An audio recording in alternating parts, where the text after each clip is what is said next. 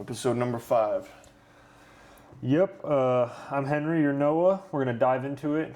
It's now August, Yep. which is a little bit of a dead zone, Slightly. kind of notoriously too. Yeah. Some might call it the summer's January, and by some, I call it that.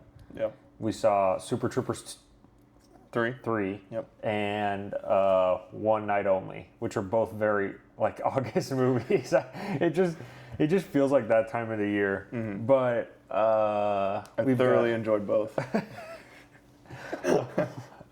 But we have D23 coming up. Yep. So we're expecting big X-Men casting news with that. Nova. I don't expect there to be Nova. I doubt there will be any Nova. I mean, please. they might say it again. I just don't know if they're gonna go into detail on it. You know? Yeah. Well, if they were to give us a date and a man, I would cry of happiness. I don't think that's happening though. Yeah. But No, it'd be cool. that's what I would want. Yeah, it'd be cool. I'm not expecting that though. I'm expecting them to maybe drop a year, and the year will probably be 2029. I think I would be 29 because they've already got 3 for 28. Yeah. And all of those are X-Men. So according to Sadie Sink, X-Men starts filming this year. Mm-hmm. Ghost Rider, all we know is that it's Gosling and Levy's next movie. It's probably filming next year. So it's just soon, I would guess, based on what we know. And then Black Panther's the end of 2028, so it really doesn't have to start filming anytime soon. So we don't really know what that one. That one might not start filming till summer of 27, so like a whole year from now. Yeah. And that would be completely regular that's fine. for how those movies work. Big news: Kit Connor is Cyclops. Yep. It's kind of interesting off of everything. There was the Cooper Hoffman rumors for a really long time. Mm-hmm. And he's kind of like a currently more physically fit Cooper Hoffman, but he's not as good of an actor as Cooper Hoffman. Yeah. I feel like it's kind of a weird They gray definitely look area. similar. Yeah. Yeah. I think it's kind of a weird gray area of cast. I think he's a perfectly fine actor, but I think they're just going to have to be really creative with how they handle it. Mm-hmm. I agree with the point, people say he and Jean look a lot alike. Yeah, I think they do. Weird. I think they do look a lot alike, and I think he looks really young. Yeah. And he is young. He's younger than we are, I think. He's 22. He's 22. So he's younger than you, but not younger than me. Yeah, okay. And he looks pretty, So he looks young, he is young. He'd be the youngest of that cast, I think. Yeah, because Sadie's 24. Yeah. So Charles Melton is he's 30 something. Yeah. I don't know how Kaylee Spaney is. She's 28, I think. Okay. But yeah, so we're getting more and more into that casting news. Still think Adam Driver is Sinister. Is that kind of where we're at? I saw there was a report yesterday that he was playing a different character. Yeah, well, that report was he's playing some character. Yeah. Which means nothing. We already knew that. Yeah. Let me see. I found a name. Oh, really? The only one I saw was Adam Driver is playing a character for sure, but we're not saying yet. I just saw some wild stuff pop up on there. Twitter's not helpful, dude. I'm gonna have to be very specific with what I type. Oh my god, dude. Okay. that was wild. Sebastian Shaw. Oh, the guy from First Class. Kevin Bacon's character. David Bacon. Yeah, and then I doubt that. Yeah, I mean it's being reported by the Hollywood Reporter, so it's a trade. Yeah. So that's they're being given that info. So, I mean, we'll see. I don't see them doing another villain like that though, Businessman. If they want to go that approach, just do Stryker, do Trask. But I feel like those are people who are way more interesting. I feel like that's what Driver would agree to do, though. I don't know, and then die at the end of the movie. That kind of seems like the extent of his, what he would do. Maybe, but don't you think it would be so much more fun to play Mr. Sinister? Yeah, but he doesn't really seem like a fun guy. Adam Driver doesn't really give fun. And maybe this is the chance in his career to go do something fun. But he did the Kylo Ren, and it kind of seems like he regretted it. But I think Kylo Ren was sick. It was. I think he was awesome in the role. No, he was. He's easily the best part of those movies. It's not even close. Yeah. And we're people that generally are more positive on them than the average person. I can find things to like about them. I think Force Awakens is great. Yeah. I don't think the other two are good by any means, but I definitely don't think they're... Well, I was talking more trilogy-wide. Well, yeah. But I think some people talk about them like they ruined cinema and ruined Star Wars. No, it kind of died after Last Jedi, and then the shows started... Well, I think people just became so much more skeptical after Last Jedi. Yeah. But yeah, and then we don't really have any other X-Men casting news. There's like no rumors about Storm. No. There's no rumors about Angel or Iceman, right? Yeah.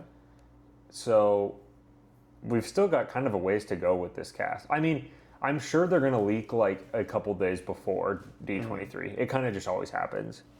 Yeah, I will say... oh, and I guess Magneto and Xavier. At this point, I'm just sitting on... I'm disconnected from that. They threw so many names out. At this point, I don't care. I'm just waiting. But the trades, they came out and the... God, who was it? They listed two actors. What's his name? Like Tom Pelphrey or whatever. He was one of them. They said he didn't get the role. Yeah. Oh, yeah. No, I remember that. And then they started throwing around names that I've just never heard of. So I was just like, oh, okay. Apparently, Bill Skarsgård is still in the running. Can I say that's a weird pick? Oh, but I guess RPK says that it's... Okay, RPK says that it's not Skarsgård or Tom Pelphrey. I don't know if I'm saying that right. He was in the show Task with Mark Wahlberg. Yeah, or Ruffalo. God, my brain is not working. Mark Ruffalo. Yeah. And they're making a season 2 now. I don't know if he's in the season 2. We haven't watched the show. I kind of want to, but then a different leaker says that Xavier will be played by Christopher Abbott or Bill Skarsgård, implying that Skarsgård is still in the running, and then he says that Skarsgård is more likely.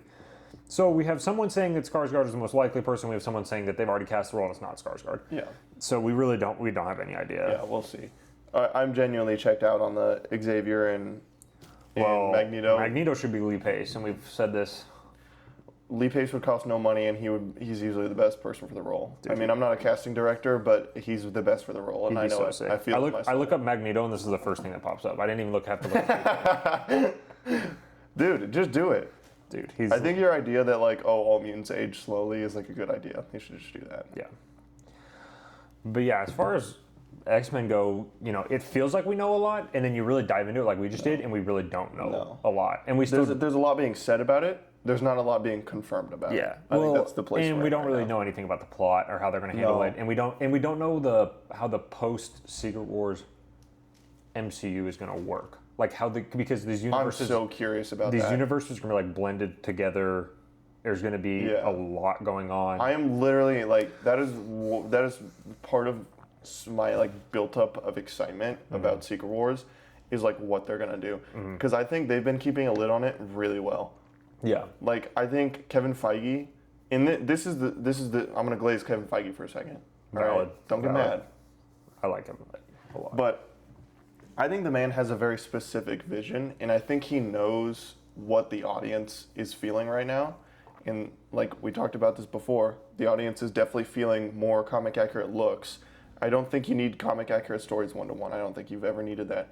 But the audience is much more ready for stuff like that than they were 10 years ago, 20 years ago. At this point, X-Men times 30 years ago. They're so much more ready for stories like that. I think Kevin Feige is fully ready to jump in there. Yeah. And I know he gets a lot of LARPer accusations. I know he gets a lot of, he says he cares about comics and then he doesn't adapt to comics. Honestly, again, this is just glaze. And I know people are going to be upset about this, but I think he was just waiting for the audience to warm up to it and be more comfortable around it to then go all in. And I think Secret Wars is like that came up in his brain and he was like, it's time. Yeah. Has there ever been a time to do it? It's now. Yeah. And so I think with the X-Men, we're going to get, and like he already said, it's going to be very colorful. It's going to look like X-Men 97, which looks like 90s X-Men, which is the best X-Men era. Yeah. Argue with the wall. Yeah. So I think I just like, I'm so excited for that. Like I watched a video yesterday while I was at work. It was literally 3 hours long, and it was this dude just road mapping like an MCU, like fully, like if Kevin Feige had all the rights from day one and could do whatever he wanted, this is what I think should happen. And he mapped out 6 phases, and it was like the coolest thing ever. And then I was like, this is more possible than ever now. Yeah. And Like, I really think the future of the MCU is going to come down to smaller group movies and then one big group movie. Yeah. And I think they'll keep the Avengers name for the group movie, even though I know a lot of people like to nitpick. Yeah, like as a business thing. People like to nitpick, like, oh, this isn't even the Avengers. This is just Marvel Superheroes, the movie. Yeah. Okay, well, Avengers at this point means every superhero in the movie. Yeah. So who cares? It's a name. Yeah. But I think we're going to get those like smaller names, smaller teams in the future, and it's just so exciting. Mm-hmm. Like, and I'm just really excited to see the rebooted characters. I think they might reboot Ant-Man. I think they might restart with Hank Pym, and they might do a major visual rebrand. I think that's pretty likely. I think he's the more He might likely. be one of the first ones. Yeah, I think there's so much creative potential with a Hank Pym Ant-Man restart. Mm-hmm. And I think they're just going to take that in like a different, not so much to like some comedic relief type of thing, not the Paul Rudd route. Yeah. I think they're going to take that in a different direction. I think they're going to battle with like internal struggle and like morality with Ant-Man. I think that would be awesome. Yeah. I think if they did the Yellow Jacket arc where I don't know if you're familiar, but he starts as an Avenger and then he creates Ultron and then he feels so guilty over creating Ultron that he like quits. Mm-hmm. And then in quitting, he isolates himself and kind of goes crazy. And so he becomes Yellow Jacket and then just starts kidnapping criminals and then shrinking them down and putting them in a secret prison for them to like rot for eternity. And I think like that would be so cool to see. I think they do all of that other than the Ultron part. Yeah. Well, you can just replace it with something else. I just don't think we're going to see Ultron. No. Like if we do, it'll be a long time. Like in a new version. Obviously, he's going to be in Vision Quest. I do want to pat myself on the back. We have basically confirmation today. This is a huge spoiler for Doomsday, but it's something that we've predicted on here multiple times. So spoiler. But Doctor Strange is going to be a Doom servant, which is something that I think I've. That was confirmed? I think I've predicted. What the fuck? I think I've predicted it on here like. Oh, my phone. I think I've predicted it on here like 3 times at least. I think you did. I think we discussed it. I didn't know it was confirmed. Well, I saw that. Is one of those a guy in Doctor Strange outfit? Yeah, that's why they have the third eye. Oh my god! I literally look how sick it looks, though. It's a sweet getup, too. Dude, oh, how did I not see that? I literally sent that to you. Yeah. Oh my! I didn't even think of that. But do you think? Okay, more predictions. Do you think his servants are going to be the magic users from the MCU? Do you think Wanda's one of those servants? I think yes. That would actually be cool. I just feel like we would have heard like something about it by now. The reason that we jumped on that Doctor Strange theory months and months ago was because there was like the Benedict Cumberbatch like, oh, like I don't know if I'm in it, and I'm like I think he said he was filming. And he said I'm filming Avengers 5. And then I'm like I think he's in it, and then I'm like, well, if he was gonna be in the movie, they would market him as this huge hero role because he's such a big seller. He's a pillar, and he's been in the MCU now for a decade. People really loved him when we introduced him in the Avengers movies. He had his little cameo in Thor Ragnarok. Yeah. So then I'm like, and then that concept art leaked, March of 2025, and there's all these different Doom servants, and I didn't think those people would be the Doom servant. Concept art is very much like just throwing ideas out there. Yeah. A lot of the time they don't all get used. Yeah. And I'm like, well, I mean, there was like a Hulk Island.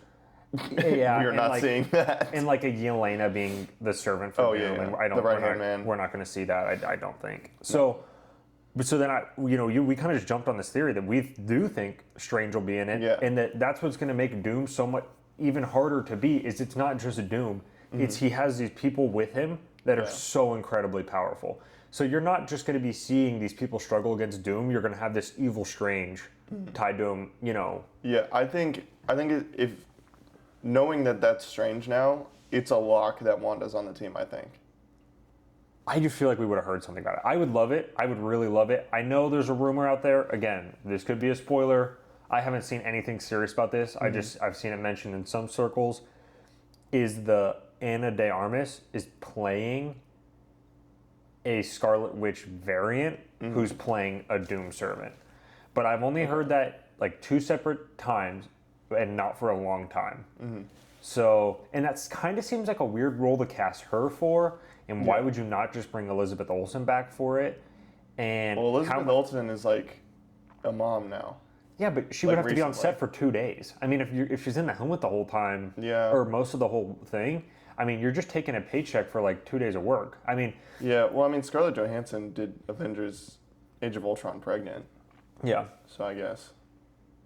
So, but yeah, that was kind of cool news, and I feel happy with myself because I was pretty strong on that train for a long time. Well, because we said, why would he say that he was in the movie and then just go dead silent about it? And then have them not mark it. Because I don't think it's going to be an endgame thing where, like, in the third act, a bunch of heroes show up that we haven't seen. Yeah. I don't think that's what's going to happen. No. I think the heroes that like, you and I are very strong, and we have been for a long time. And I think we've said it since maybe even the first episode, the first video we recorded for the show. Yeah. That Toby's going to be in this movie. We've been, like, really hard. We've been very hard on the fact that Tom won't be. And a lot of people don't believe that. Especially after Spider-Man. A lot of people push back. They're like, no, why would, like, they did this with Homecoming, Infinity. I understand there's just a really hard rights problem when it comes to him, and I really don't think that was resolved. I don't think they knew what they were doing when they originally planned Doomsday. No. Spider-Man, Brand New Day, Spider-Man 4 was not fully in the running. I just think they knew what they were doing. And here's the thing with that too. I think when they were planning that, they thought to themselves like, hey, like we don't know if Doomsday is going to be a train wreck. We have no idea what to do with it. We're going to take this extra time. We're going to make sure that Secret Wars is everything everyone dreams of. And I think in that conversation and in that planning phase, Doomsday turned into, this movie is just going to see all of the heroes get destroyed, and we don't need Spider-Man in that movie. No. Secret Wars is this huge triumph of all the heroes and this giant reset, and everyone needs to watch that movie to continue the MCU. Because I don't think Doomsday is necessarily skippable, but I think it's less imperative to the future than Secret Wars is. Yeah, if that makes sense. I think that's and true. if they have to choose, they're going to choose Secret Wars over Doomsday. To have Spider-Man be a main character in. Yeah, because what's going to happen? Spider-Man's going to show up and Doom's going to kick him. He's going to be knocked out for 2 acts. Yeah, and I think that it's going to be Toby and Toby alone. He might have a really small part. I would bet it's small. Yeah, well, they better play Clarity when Toby shows up. But I wish I could put that song in this video. Oh my gosh. And then I think there's a real chance we could see all 3 of them again in Secret Wars. I'd put money on that. I'm sure Tom will be in it, and I'm leaning towards Toby being in it, even though he's already in Doomsday. I think you can play the variant thing really easily at this point. And then if you're going to have Tom and Toby in a movie, then you should have Andrew. Like, at that point, it feels weird if you don't have him in the movie. Well, he wants to come back. Yeah. He literally said, what was it, last week? Yeah, it was last week. He was week. like, yeah, I love Spider-Man. I want to come back. Yeah. So... I think, and the Sinister Six. So cool, dude. And oh my gosh, So I wish we started this earlier. We said, even last episode, I think, we said that Drew Goddard had something special, and people clowned that Sony roadmap, the TASM Sony roadmap, because of the titles of the movies, and they said, "Well, this is just the extended Venom universe. This sucks." That Sinister Six movie was Spider-Man versus the Sinister Six, not just Sinister Six Origin the movie. And they were all first draft scripts. Yes. They weren't like ironed out. Okay, sorry, this just dropped while we're sitting here. It's Chris Evans talking about Steve Rogers' journey in Avengers Doomsday. This literally Let's hear it. He says, it's brutal and a really good examination into his nature and his values. The Russos love beating up Steve Rogers. Their favorite thing to do is just beat the crap out of him. I think that's a lot of hidden word garbage for, he's a different Steve Rogers, and he's going to be going through it. All right, prediction again. Right, obviously, long-haired beard Cap, not Cap. I just don't think it is. I think, and we went into detail about why. I think he's going to try to pretend to be their Cap, and I think that they're going to slowly try to figure it out because he's going to be much more cynical and much more harsh and much more mean. And I think it's because he's going to come from a world possibly where the Red Skull won, and he had to give up his values so he could live and protect some instead of the many. Yeah. Or something like that. Bro, these Doom follower uniforms are so crazy, bro. That looks so sick. It's like something like extra hard out of like Eyes Wide Shut or something. Do you think one of them? This is a great question for me. Oh, Charlize. Do you think? Yeah, one of them. Is that what you're gonna say? Because of purple? Yeah. Do you think one of them's Charlize? I would. I mean, Okay, that's so what I would. That's what I three. would. That's three. That's so what I would. we That's have what I would have done. Strange, Charlize, Scarlet Witch, at least a Scarlet Witch. Which would be that one. Yeah. And then what's 4? Which would be the Is green. it another guy? The green one. Is it a guy or a lady? It kind of looks like. And I don't mean to be inappropriate. It kind of looks like she has breasts. Breastages. Just a little bit. Those are some breasts. Don't you think? Mm-hmm. Well, they're not like prominent, dude. I don't know. I'm not gonna assume one way or the other. I don't know. I just. No, you're right. No, I wasn't laughing at you. Oh my god. Oh, this is. But the mouth stuff. is kind of masculine. All right, let me see it again. Kind of, but not. It's more masculine than the other one. Look at that one. That one's way more like. That's true. That's pretty feminine. That's a feminine pose too. It's like some JoJo poses. No, on but that her orange frame one. looks. Or sorry, whoever he or she or they, their frame looks really small. Yeah. Okay, so I'm gonna think that's a woman. We thinking like a Lady Loki maybe variant? That would be. Well, what if it's just Sylvie? I feel like she wouldn't do that. Why not? No, because it could be a variant. Because it could be a variant of her. I'm saying a Lady Loki. Because that's the cheat code. Because this isn't going to be. Sylvie This isn't herself. actually Doctor Strange, but it's like No. Doctor Strange variant. Yeah. You know what I mean? Unless Because I was gonna say like Sylvie's like a good person. She's just selfish. unless it's like a part of the plot that like Doom can like with the magicians can like easily control them and put them in this role. Well, which, I think Elizabeth Olsen, Scarlet Witch, could be abused because of the Darkhold and the fact that she was like about to die. Like maybe Doom just scooped her up last minute because we saw that big red explosion, and I think that was very clearly showing you something happened before she died. Yeah. I think Doctor Strange, we could have the third eye corrupted him. He thought he could control it. Charlize Theron, we know nothing about her. You could just write a reason for her to join Doom. So I think those all have the boxes checked. And then you could just have another Loki variant. What's her name? Calypso in the movie? No. What is it? I should know this. I don't know. I don't remember. I'm looking it up. Calypso's the Odyssey. Clea, sorry. There you go. Does she have like a superhero name? Or is it just Clea? Clea Strange. There's not really a... I want another Doctor Strange movie. Yeah, but I feel like that's pretty... I want another Doctor Strange movie, and I want him to fight Nightmare. I think Nightmare's really cool. Yeah, but that's what the second one was supposed to be, and then they pivoted. Yeah. And they fired whatever creative differences Scott Derrickson, and they brought Raimi in and all that. But yeah, so there's a lot of fun X-Men and Avengers news out there right now. Yeah. There's a lot of stuff circulating. Stacking the Avengers news. We're not really learning stuff for sure. The reason we're talking about those photos look very like professionally done photos. Yeah. They look like very it's a leak. Yeah. That we're gonna take as those, and all the leak is those photos. So it's kind of just us theorizing past that. But I think that's really good, really strong proof that Strange is in it in a role that we thought he was. Yeah, I don't really think we're ready to kind of dive into our Marvel MCU Phase 1 ranking. Yeah, think so.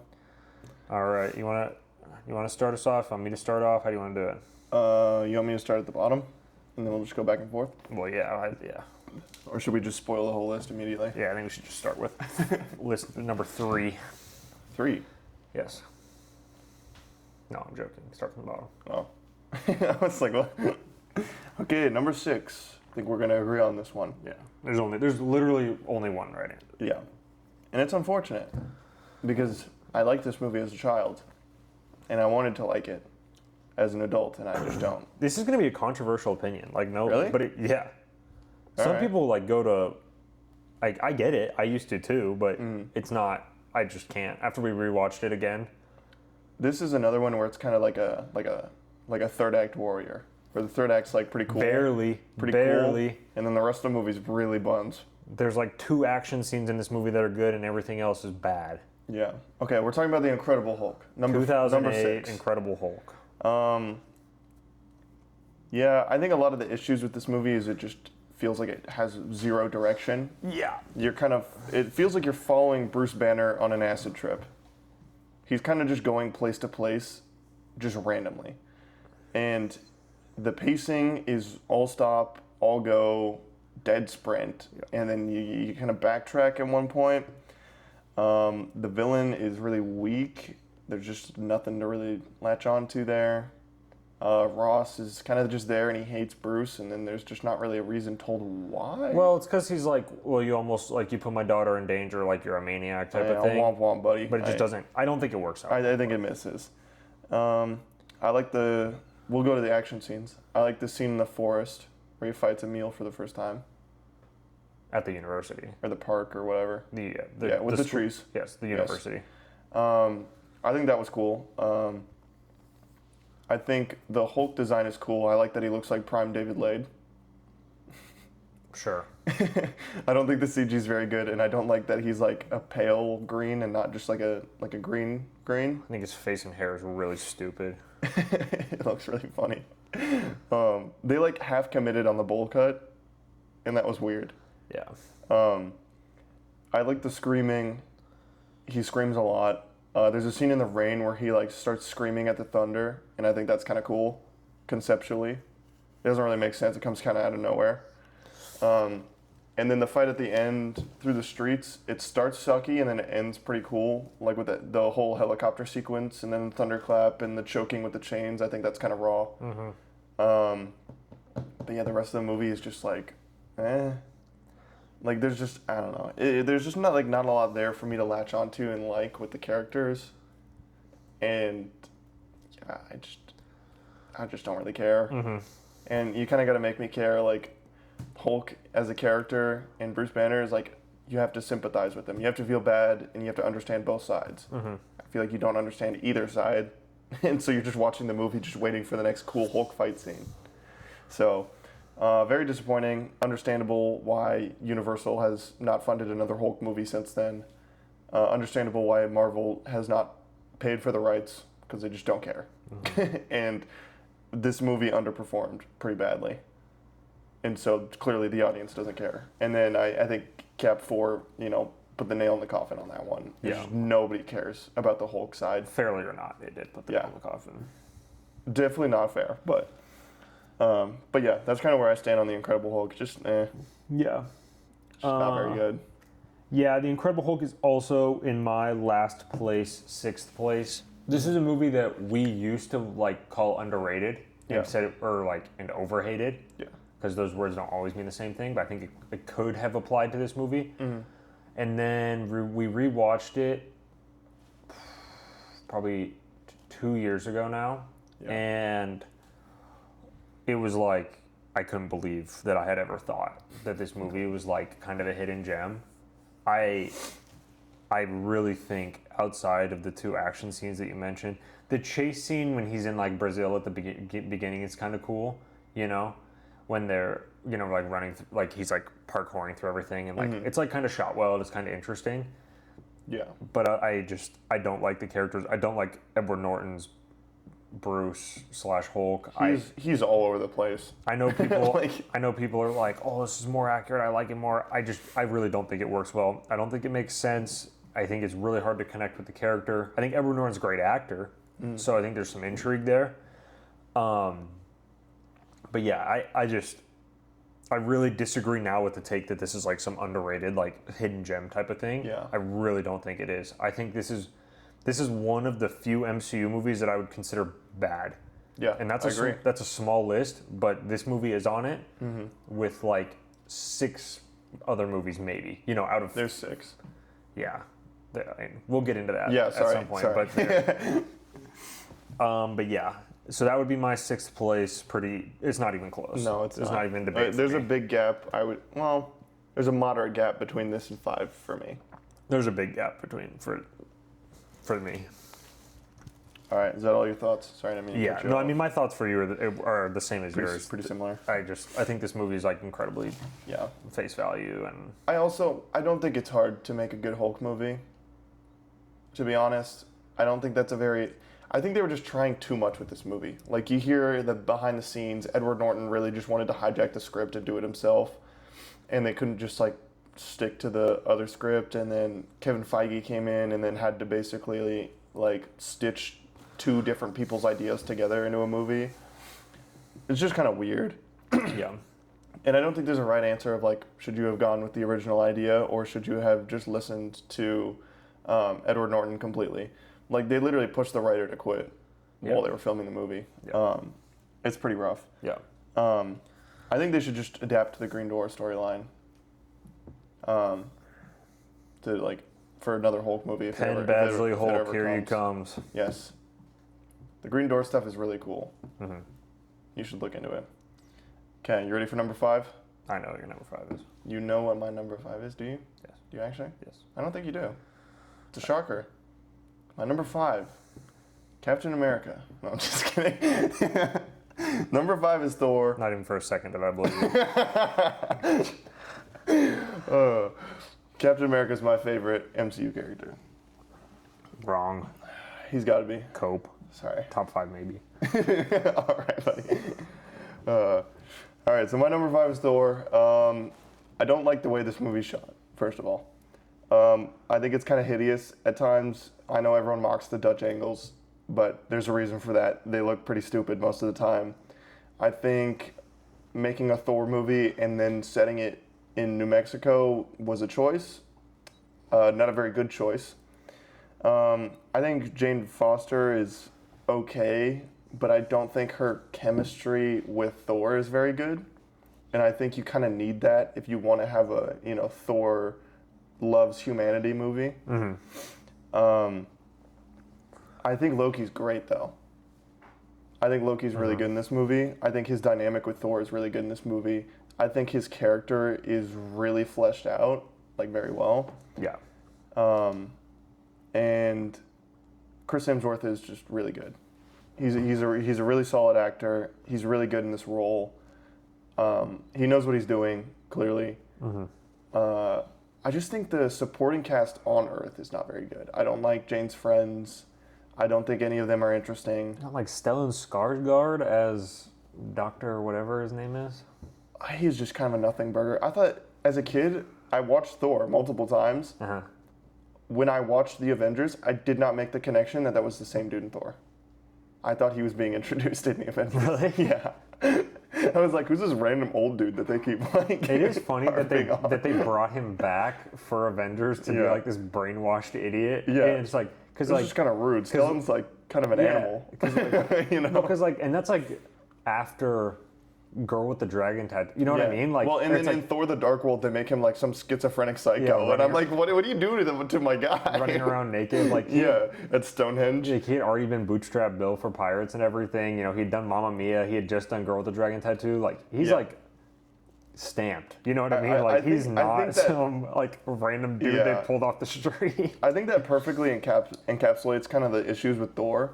Is you got all the pieces there. And then you're just making the weirdest choices ever with the pieces. I like Kenneth Branagh as the director. Why? Like, but they wanted that Shakespearean take. That's what they went for. Like, that's what they wanted. Yeah, but then they don't spend very much time on Asgard. But that's what I'm saying. If they spent the whole movie on Asgard and they had Kenneth Branagh be the director, that makes way more sense to me. I think that movie would be unwatchable. I don't think that would. Oh, I don't think it would have been good, but I think the choice would have made more sense with the Shakespearean thing. They spend most of the time on Earth, if I'm not mistaken.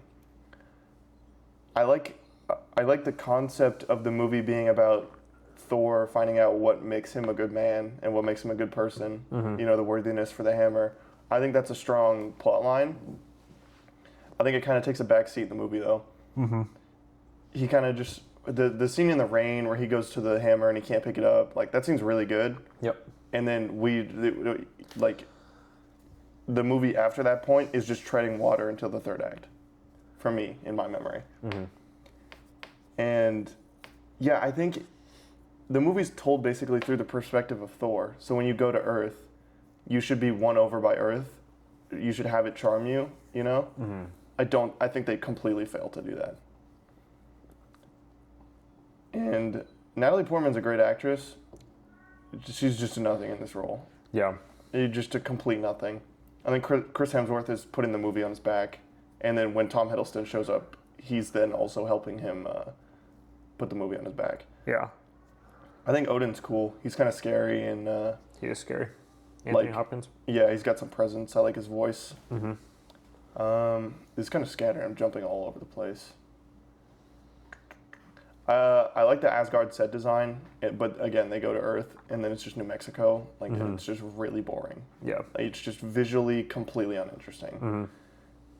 And, like, maybe they were trying to visually separate the two things, but, like, you're not supposed to make Earth look like a dump. Again, you're supposed, like, Thor is supposed to have but this, I think like, that's protective the point. It was aura supposed to be like the about it's supposed to be like Earth. the fish out of water thing. So it's like as drastically different as you can put him in a place. Yeah, well, I feel like they could have just done that with something like maybe like a forest, like put him in like Oregon. No, I don't. Something, I'm not. You know, instead I don't of like enjoy a bleak desert. I don't enjoy the New Mexico setting, but I think that's just what they're going for. Yeah.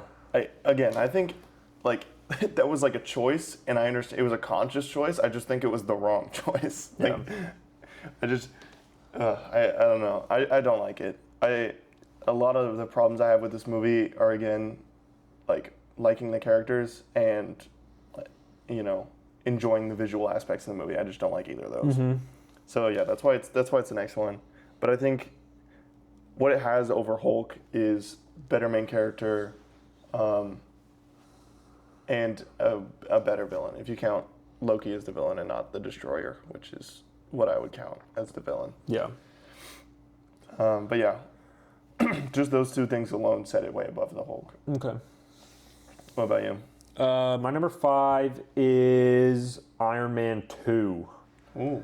But I do like this movie a lot. I'd give it about like a 7 out of 10. For reference, I'd give The Incredible Hulk maybe like a 4 out of 10.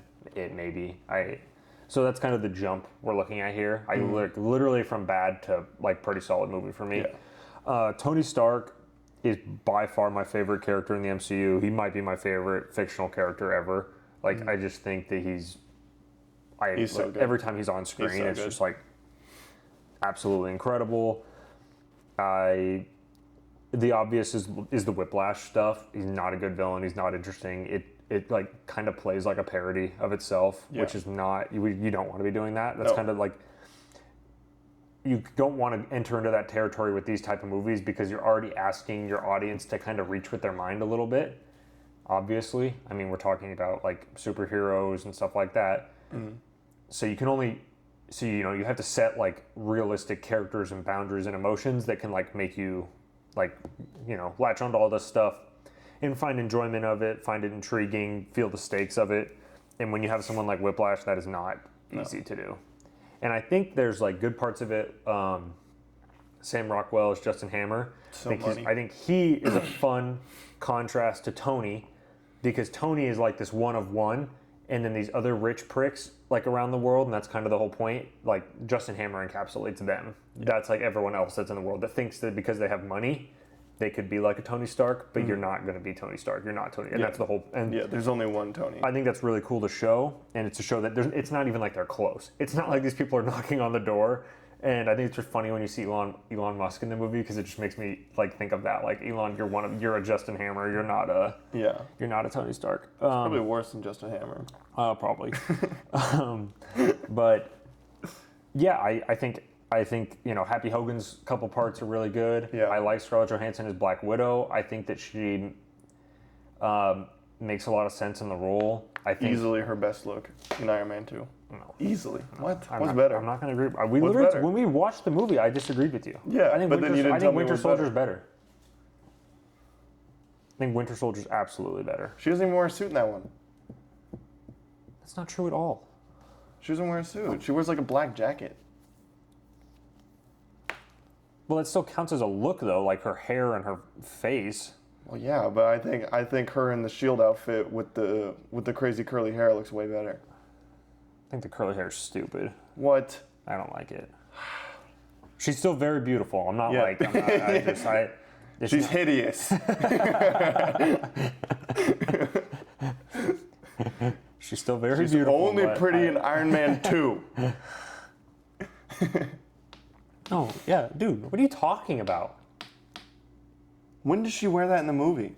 Is it the opening boat scene? At least the entire opening boat scene. Yeah, look at that. Are you kidding me? No, Iron Man 2 is better. No.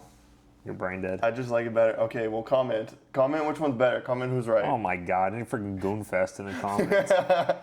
Yeah, they're gonna side with me. Because I know better. I don't know. I like the big shield logo on the shoulders. Next, you're sheep for Hydra. Yeah, Iron Man 2. I like Pepper Potts a lot. I think that their chemistry is really good. I think they just bounce off each other really well all the time. Yeah. And I think they just make a ton of sense. It might be the best in Iron Man 2. It's pretty good at the end of 3, but you don't get a lot of it in 3. Yeah, and 3 only works so well with the story they're telling because their chemistry is set up so well. Their moments in Avengers 1 are really good, but it's obviously not a prominent part of the story. Yeah. But yeah, so it's really just the Whiplash stuff, and because it's just like my bird and my board. It's stupid. And when he's scary because he hangs the guys with the telephone cords. Like to compare it to something recently that also is going to be controversial. It's like the Yelena potato thing. I'm rewatching. I'm like, this is just stupid. Like, I'm sorry, it's not. Yeah, you're going for something here. It's not funny. It's just dumb. Like, there's ways to put funny moments in movies like these that are actually funny and not like TikTok bait. Which obviously the My Board wasn't, but it might as well. It feels like it. Yeah. Yeah, because that's like.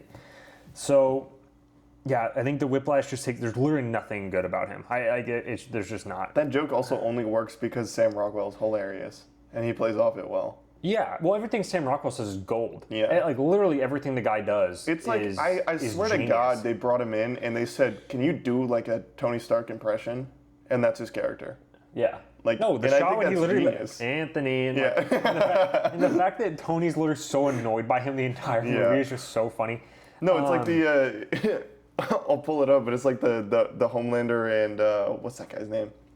The Deep and the other guy, the singing dude. Like when the Deep walks in and they both they're like yes. It's that. Tony's doing that the whole movie. Yes. But yeah, I think the visuals work really well.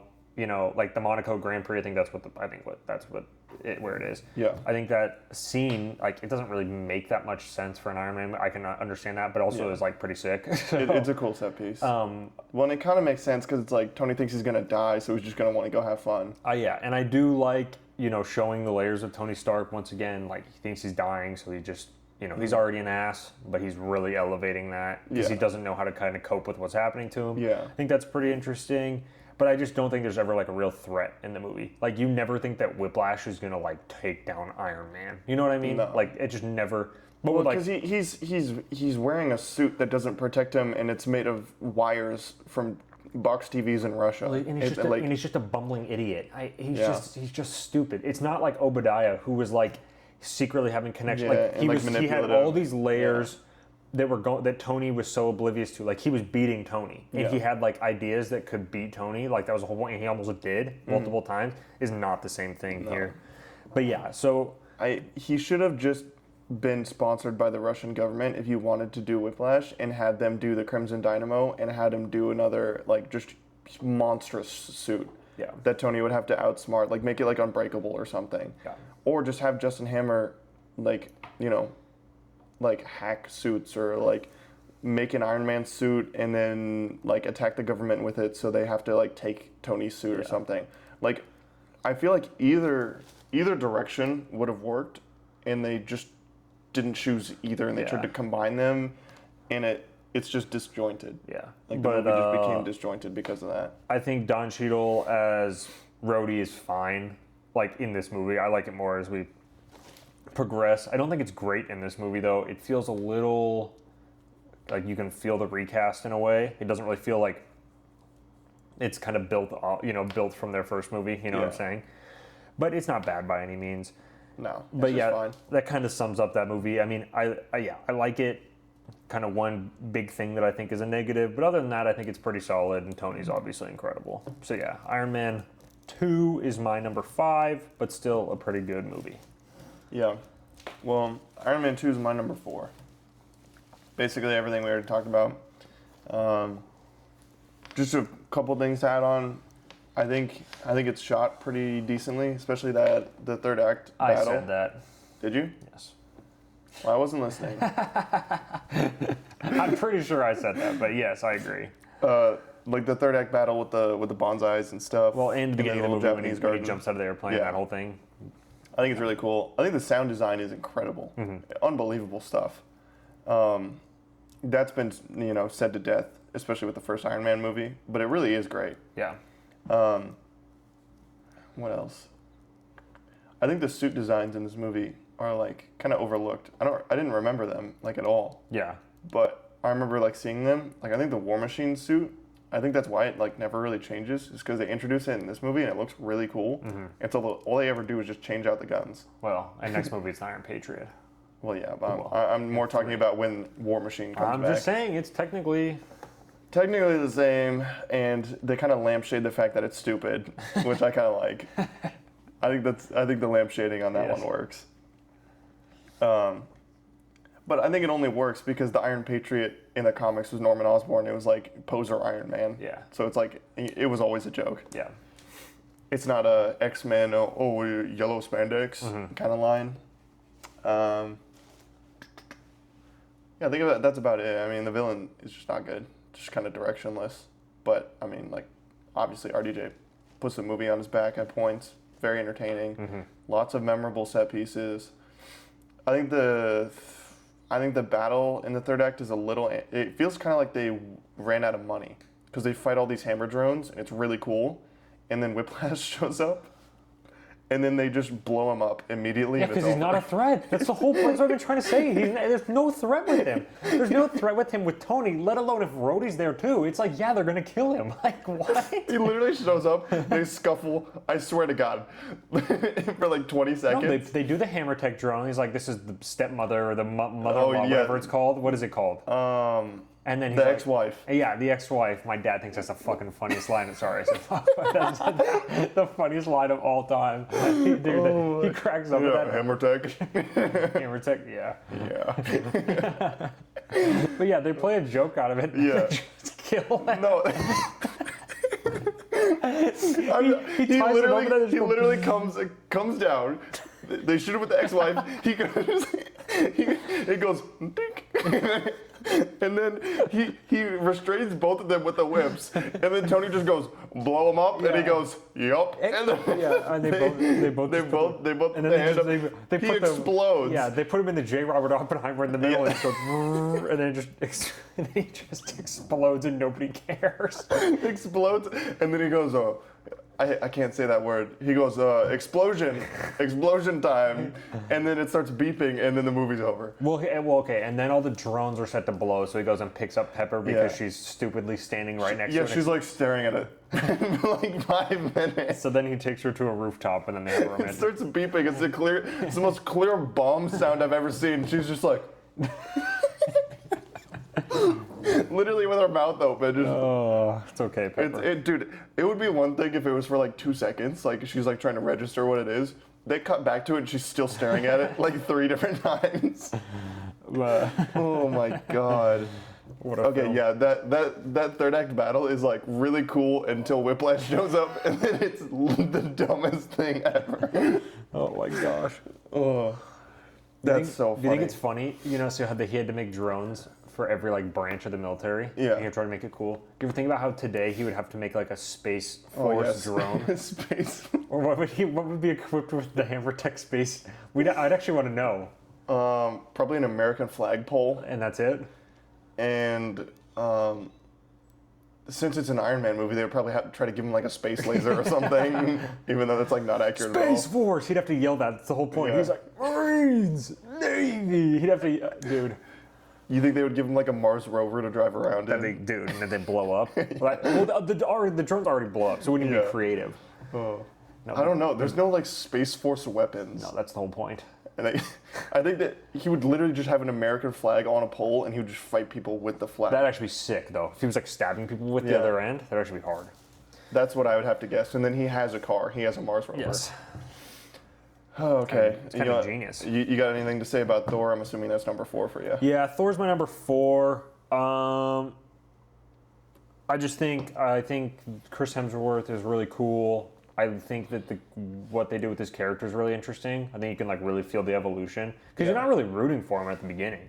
No, he sucks. Like he's a jerk. Yeah. And like you feel for Loki a lot, and you understand where Odin's coming from, and Thor's kind of just this bumbling idiot, you know? Because he's been handed everything his entire life. And he's just been on Asgard. Yeah, he's like a little spoiled rich kid. Yeah, and he beats up, you know, goons that he finds in other places and protects Asgard, but... He was on that time, dude. He wanted to go fight with the Frost Giants. No, he that's all he wants to do. That scene was kind of funny. Yeah, because all of his friends were like, "No, don't." Yeah, and then he's like, "We ride or die." Yeah, and they're like, "I'm in." Yeah, yeah. No, doesn't one of them like lose their arm or something? I don't know. Anyway, but I actually do like, as of my most recent rewatch, I do like Thor 1 a decent bit, just mainly because of Thor. I don't like Jane. I don't like Darcy. That's her name. I was trying to think of it. I think it's funny when he spikes the coffee cup and says another. It's just like... That joke is money. I just think it's like really funny. Oh. Just because like we don't get scenes of him doing that on Asgard, so like we don't even like know if that's actually like a custom there. He does. He's just it's just like he just actually does it in this New Mexico coffee shop. I do agree. I do think it would be more interesting if this happened in a different location with like... I know they want, you know, the whole point is to go for the small town feel. You can kind of do that in different places and handle it. Like a visually more interesting place. Yeah. I think Loki's awesome. I think most of the stuff on Asgard looks really good. I like how, you know, with Loki, we kind of get this, you know, when I watched this movie for the first time, I was like 8 years old. So like I didn't know like, you know, like how they had handled like Loki and like because it's a big plot twist in the movie that you know he's not actually their son, he's you know Laufey's son, he's you know the head Frost Giant's actually the kid from him, and you know how they've handled that, and Loki's really struggling with that, and I think that is handled really well. Yeah. So yeah, I really like Loki's character in Thor 1. Yeah, so I think the New Mexico stuff, like the Chris Hemsworth, and then there's the scene with Hawkeye, and he's in Hawkeye rocks by the way. Yeah. Renner. Dude, that scene in the rain is so cool. What a beast! It's really cool. Yeah. And then he doesn't pick it up, and that's really sick. Yeah. And then he gets like visited by Loki while he's like in custody there. Yeah, and he taunts him. Yeah. Yeah. But so I think all that stuff is really good, and I don't think that the bad like makes the movie bad. I just think you're watching it and you're like, okay, like it's not that interesting. Yeah. Like, but it's not like you're just like kind of tune out. Yeah. And I think that's kind of. But I think overall there was a lot of really good moments, and I think the main character is really great, which obviously the most important thing. But yeah, not really much else different from you. I'd have it also at like a 7 out of 10, same as Iron Man 2. There's not much of a difference between those two movies for me, and it probably just goes depending on the day. Yeah. But yeah, I don't have anything else serious about that one. We can go to your number 3. Number 3. This is incredibly controversial. Wow, you're going to do that now? Yeah. You're going to do 2012s now? Yeah. Wow. Yeah. Goofy. Continue. I'll explain why. You're not going to explain nothing. I'll explain why. I have extreme bias towards some characters, and it will always show. Well, the bias you have towards that character is actually in this movie. Yeah, I know he's in this movie. Okay. Anyway, 2012's Avengers. Okay. That's my number 3. God, I can read you like a book. Yeah, you can. Predictable Chuck. I'll explain after this one why it's what's going on in my brain, what I'm thinking. Not much. So, the Avengers.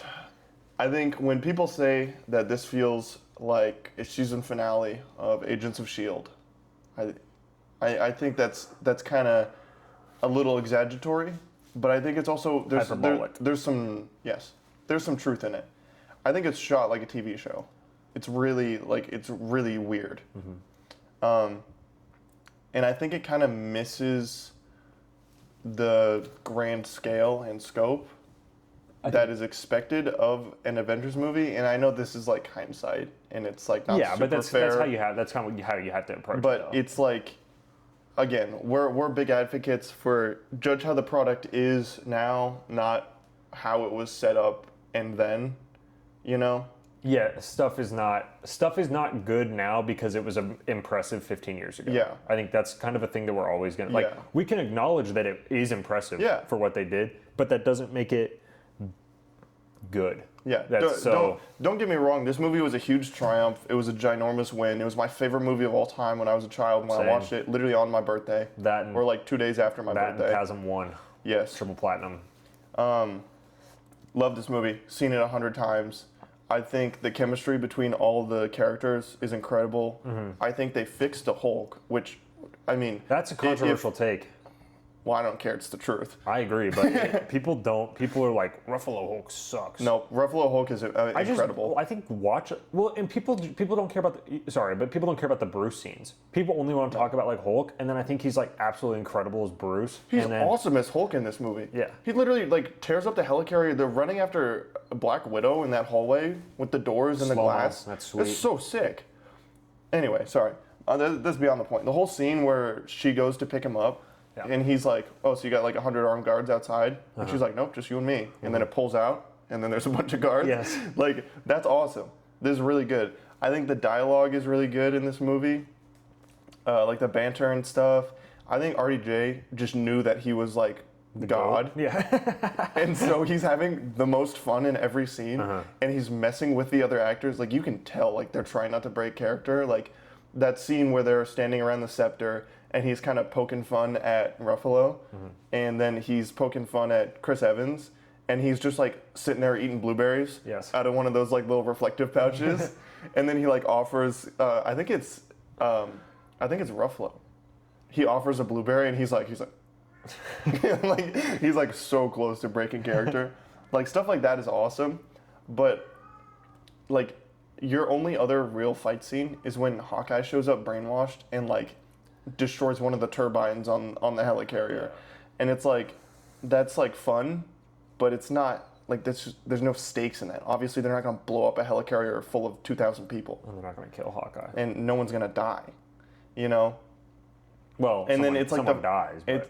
Well, yeah. No one real is gonna die. Hey, chill on Coulson, bro. Jeez. He doesn't even die. He gets a fucking That's not canon. That's season TV show not canon. after. They literally like they show him like they're like messing with his brain and stuff, and he's like begging to die on a table. That is not canon. It's just how Secret Invasion is so ridiculous. It is not canon. I'm sorry. Agents of S.H.I.E.L.D. Yeah, I know, but I'm just saying, just like Secret Invasion, it's not canon. No, I know it's from Agents of S.H.I.E.L.D. I'm just saying, like, similar to Secret Invasion, Yeah. you just start making up random lore and then saying that it... Just writing fan fiction. So stupid. Oh I'm my sorry. God. It's so dumb. I think the Loki scene is really good. Like, there's, like, stuff here and there, but I think in the middle it really loses me a bit.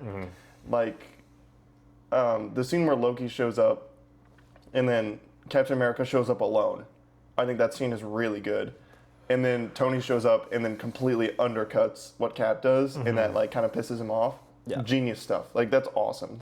And then the fight in the forest with Thor, Cap, and Iron Man, it's so cool. And it sets up their little team ups in the third act. I think it's awesome. But I think the in-between moments for that, like you'll get a Black Widow picking up Bruce Banner scene, but then you'll have like just nonsense. You'll just have something that doesn't matter, or something that's just like not very interesting. Yeah. And I think that's kind of my problem with it, is that I can just pick and choose scenes and pull out of the movie, and like, I don't know, it just doesn't do it for me a lot of the time. But the stuff that's good is like incredibly good, like really, really, really good. Yeah. Primarily the final battle. Yeah. Well, the final battle is just like that's a huge triumph. It's unbelievable that they like built into that into an understandable. Well, and it's kind of how a third act final battle should be in these It's long, and every character has a lot to do. Like a lot to do. There's like real stakes. I mean, there's just a lot going on. So, I think it's kind of a nitpick, but I think that there's some missed opportunity with one-on-one saving like civilians. I know that's like kind of a thing people say now, like a lot, and it's a little overblown, but I think that's kind of missed, and they shot scenes of that and they cut it. Like there's one where like Cap throws a shield at one of the aliens and then it like bounces into a taxi or something, and a little kid picks it up and like gives it back to him. Like I wish we had more stuff like that. Yeah, but Cap is the one where like we do get scenes of him like saving civilians. Well, yeah, you have like the bomb thing in the, is it a bank? All right, I don't know, building. I mean, everything's like destroyed. Yeah. But he's like jumping through building and windows and saving people and. Yeah, but yeah. Anyway, just like more of that. Oh, also like the scene where he's like, he shows up and he tells the cops what to do, And they're like, why are we going to listen to you? Oh, yeah, and then he goes crazy. And then he, like, fights, like, 5 of those guys at once. Then he, like, takes the gun and, like, tosses it to the cop. No, like, that's so good. No, I like how the cop, like, they don't even say anything. They just instantly after he does that, they're all like, right, I need 2 people down on this. No, the way it's edited is, like, incredibly well. Yeah, but that movie, it's like the whole movie's like that. Where, like, I'll be bored, and then I'll, like, see the greatest thing ever. Yeah. And then I'm like, okay, I'm back in. Yeah. And then it kind of goes back and forth in that. And I think the most, like, I think it just hits a lull in the middle. Yeah. Like, pretty aggressively, and that's kind of why I have it. Yeah. A little bit lower. But yeah, what's your number 3? I think that's about my number 3 is Captain America: The First Avenger. This is, I kind of have a theme with Phase 1 movies, where I think you kind of do too. A couple of years ago, we were really low on some of these movies, and we've kind of come back and we're really actually a lot more positive on them now, including Thor, Cap 1, Iron Man 2. Yep, 100%. And this is another one. This movie I'd give like 8, 8.5 to 10 kind of thing. I think Chris Evans as Steve Rogers is so electric, dude. He's the best thing ever. He just rocks. Just simply the best thing ever. And kind of just like all the little supporting roles. I think they're just really like Haley Atwell in this movie. Like her character is very believable. I like how their relationship is slowly built up a little bit. You know what I mean? Like you can kind of feel the chemistry there. You can feel the feelings. Tommy Lee Jones is really good. I believe Hugo Weaving is who plays Red Skull. Yeah. He's really awesome as Red Skull. He's awesome. He's so good. Toby Jones plays his little goon. He's like a little. He's just this little. He's like a little weasel. Arnim Zola. Yeah, he's like a little weasel, and he's just you hate him. He's like a yes man, but he also just plays whatever side's winning. Yeah, and I think the Howling Commandos are really good. Stanley Tucci, those scenes are probably the best in the movie. So good. Just oh my god, this stuff. So good. They're back and forth. It's a period piece, and I think that obviously works in its favor. And I think how they set up Cap's story with the ending where he crashes in the ice, and then he's not found for a really long time. You know, all that stuff. I think it works really well. It's just not. None of this movie is like everything is like really good. None of it is like excellent, if that makes any sense. Yeah. Like I don't think any of the action necessarily. I think it's really solid. It works for the movie. You know, I'm not going to tell my grandkids about it. You know what I mean? Yeah. Like, I think the characters are really good, but it's not, I wouldn't be like, you know, these dynamics are my favorite in the MCU stuff. So I think it's just really solid overall. I think after the Bucky where we think Bucky dies, falls out of the train scene, I think it stalls a little bit. You know, you kind of got to revamp a little bit. And I think it's like, okay, here we go. Like, it just takes a little bit of a second to get back into it. Yeah. But yeah, overall, I think it's, I think it's a little safe, but I think that's fine. Yeah. And I don't really dock it for that. Other movies that I feel like take some more risks. I think that it works for me a little bit more. Yeah. But there's really not much negative about this movie for me. I think it's like a really good movie. And I don't have things to like dock it by any means, but that's my number 3. Yeah. Well, my number 2 is Captain America: The First Avenger. I will acknowledge I have extreme bias towards a few Marvel characters, and especially in the MCU. Captain America is one of them. You put Chris Evans on the screen, I'm going to be happy at the end of the day. And I wasn't always like this. I mean, I did not like Captain America as a character very much when the Prime MCU was coming out. But as we rewatched, I think it was like a year ago, maybe 2 years ago, I like ran through the Captain America movies again, played his highlights. Like there's just something about this character that just literally like speaks to me.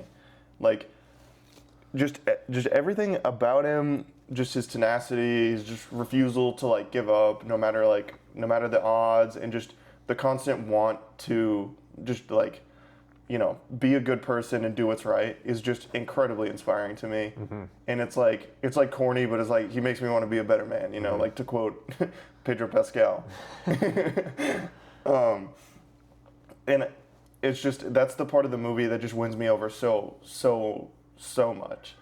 Every scene with Stanley Tucci, he's dropping legitimately like the greatest wisdom of all time. And he knows that, Steve is, the soldier to be, the one and only. Like, if there was only one of them, it had to be Steve. And I think that's an incredibly strong plot point. And he like makes mistakes in the movie as well. Like, he likes Haley Atwell as, Agent Carter. And the second this blonde girl shows up and kisses him, he's obviously like, I'm the man, And then she shows up and he's like, oh, like, I shouldn't have done that. Yeah. And he's got a little bit of arrogance and he's a bit naive at moments, and he definitely pays for that. And the Red Skull kind of abuses that a little bit.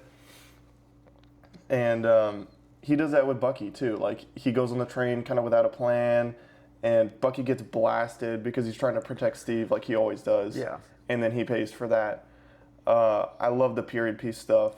Just the 1940s New York is just so well portrayed, and man, it's just, I don't think this movie works with anyone other than Chris Evans. He's just so good. The scene where he goes and storms the camp alone is like, it's so cool. Yeah. Like, it's just, he just takes his life into his own hands, and he knows that he can try, so he has to try. Yeah. His best friend's out there. He can't just leave him to rot there in a Nazi prison. Yeah. And oh God, it's just so good. Hydra prison. They were a part of the Nazi party at that moment. I know they were. Anyway, it's just so good. And yeah, Hugo Weaving as Red Skull, he's just this cocky, arrogant piece of garbage, and he plays it so well. But he's also very smart, and he's a tactician. Like, it bounces off Steve really well. And just the characters, the supporting cast is so good. Chris Evans is so good. Everything in this movie works for me. And just the message and the story it's trying to tell, like, at the end of the day, is just incredibly strong. It just really resonates with me. So that's why I have it so high. Yeah. Yeah, I agree with that. I think it's a good movie. Chris Evans is awesome. My number 2 is your number 3. It's Avengers 1. I agree with basically everything you're saying. I think the one thing, every time I rewatch this movie, I think RDJ is just like noticeably a better actor than everyone else in the movie. And Mark Ruffalo is like that tier of actor, but he doesn't have as much to do necessarily as any of the other leads. Like, he kind of is like kind of put in the corner. When he's like there, you can just really see the talent. But RDJ as a whole, dude, he's just so good. I mean, he, like, when you get an actor of that scale to play a character across so many movies for a decade, it's just like that's what you get. And he's just so good. The one thing for me on this one, I don't think it's shot the best necessarily. It has its moments and everything. It's really the helicarrier stuff. I think it's just such an odd decision looking back on it to put the Avengers on this ship in the sky for so long and just have so much of the story take place there. It just feels way too contained when you have, one of your characters is literally the Hulk. You know what I mean? Like, you got Thor, and you're on this ship. And I think it's not necessarily that all those scenes are bad. I just feel like it's really contained. Yeah. And then because you get some good stuff out of it, like when, RDJ like restarts the turbine and everything, and they're fighting the brainwashed Hawkeye goons that show up and everything. Like, there's cool action scenes and everything, but I think in a different world, there's kind of a better setting, better way to handle that, more interesting for sure. Yeah. And that's kind of my big knock on the movie is I just am not a fan. Every time I rewatch that movie, I'm like, okay, like we're gonna be on the helicarrier now for a bit of time. Yeah. And I don't love that necessarily. So, but I still think it's a really good movie. Probably like an 8.5 out of 10. I'm probably not as high on it as the average person. Like spoiler alert, this won't be my top 3 MCU by any means, but I do think it's really good. And I just love the OG Avengers. I love the OG 6. They're so good. And I love that in Endgame we got to, get them back and kind of rehash their relationship and get back into that again. Yeah. But yeah, I guess we only have one movie remaining. One more. Iron Man. It's both of our number ones. Yep. I'd say pretty easily. I think it speaks for itself. Yeah. It's incredibly well characterized. Obviously, RDJ as Tony Stark is just the best thing ever. Everyone's already said that. Yeah. I don't need to say it. You know, my opinion on it is going to be the same as everyone else's. Mm-hmm. I think the action in this movie is really cool and very inventive. I think it's very well paced. A lot of people knock the villain for just being a mirror of the hero, and I think that's kind of disingenuous because he's not a mirror of the hero. He just looks like him at the end, kind of vaguely. Yeah. Obadiah is very clearly fundamentally a different person than Tony, and it's not like a reversal. Well, He's like a rat. He's like a vulture. Yeah. You know, he wants to sneak in and win the approval of everyone else. He wants to be like Tony Stark, but he's not like Tony Stark at all. No. He doesn't care who gets hurt. You know, he just wants power over the company. He just wants money and power. Yeah, and so whenever people say like, oh, it's just it's just an evil version of the hero. But I think that clowning on that is stupid. I never understood why people hate that so bad. Like, I think if you handle I think it's it because well, people said that it's like done like really often because it's like Ant-Man. Yeah, but it's good in Ant-Man. And that it is good in Ant-Man. Like, the only time it's bad is Hulk, and that's because it literally feels completely that's lazy. true. Because they just shoot him up so that there's a physical match for him. But like between Bruce and Emil Blonsky, there's not like much like there actually. But it's just like we need something to combat the Hulk. So like Just make another Hulk. you're gonna be Abomination now. Yeah, like I think that's not well. I just think people that clown on it as a whole, I think is really dumb. I think that's just lazy. I think you got to pick and choose which ones work and which ones don't. Because I mean, it is something that can work, but it's something that also sometimes doesn't work. Yeah. But anyway, yeah, I think Ironmonger's cool.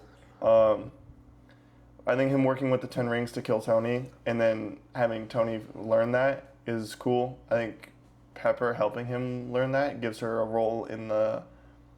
Because I hate when they take like the love interests or just like female characters in general and then they just try to put them on the same like level as like the hero, even though they're very clearly like physically not on the same level. Yeah.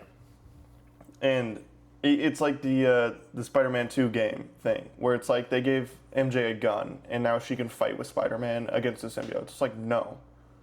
She doesn't need a role that important, you know? Or not that important, but she doesn't need a role that dangerous to be on the same level as Peter in importance. Yeah. And I feel like that happens a lot, especially with superhero movies, because they like feel the need to just lift everybody up. And it's like, you can have some like power, scaling differences. Yeah. And I like that, she goes and spies on Obadiah for Tony, and like that's something only she could do, and something that Tony needs. And there's multiple times where he's alone and working on himself, and a lot of the time he just isolates himself. And so after he comes out of the cave, he starts asking Pepper for more help. He starts respecting her more and learning more about her as a person. I think that's a very subtle like B plot, and I think it's done really well. Yeah. I really like that part. Like obviously the operation scene where he like pulls out the the coil string Well, thing. that's an Iron Man 2, isn't it? Huh, that's Iron Man 1. She comes in, puts her hand in his chest. Oh, That's Iron Man 1. no, I thought are you not talking about the scene when she has to switch him for him? Yeah. Yeah, that's an Iron Man 2 because that's the whole point of the movie. It's like rotting, and she's swapping them. In Iron Man 1, he has to sub it out. He has to break the glass on the ground. Well, yeah, but that's after he replaces the first one. No, I'm pretty sure. I mean, we literally just watched this. Yeah. No, it's arc reactor number 1 that he has to replace, and then when she pulls it out, she takes that one and puts it in the glass case, and then puts the new one in his chest. Right. Did they not do a scene like that in Iron Man 2?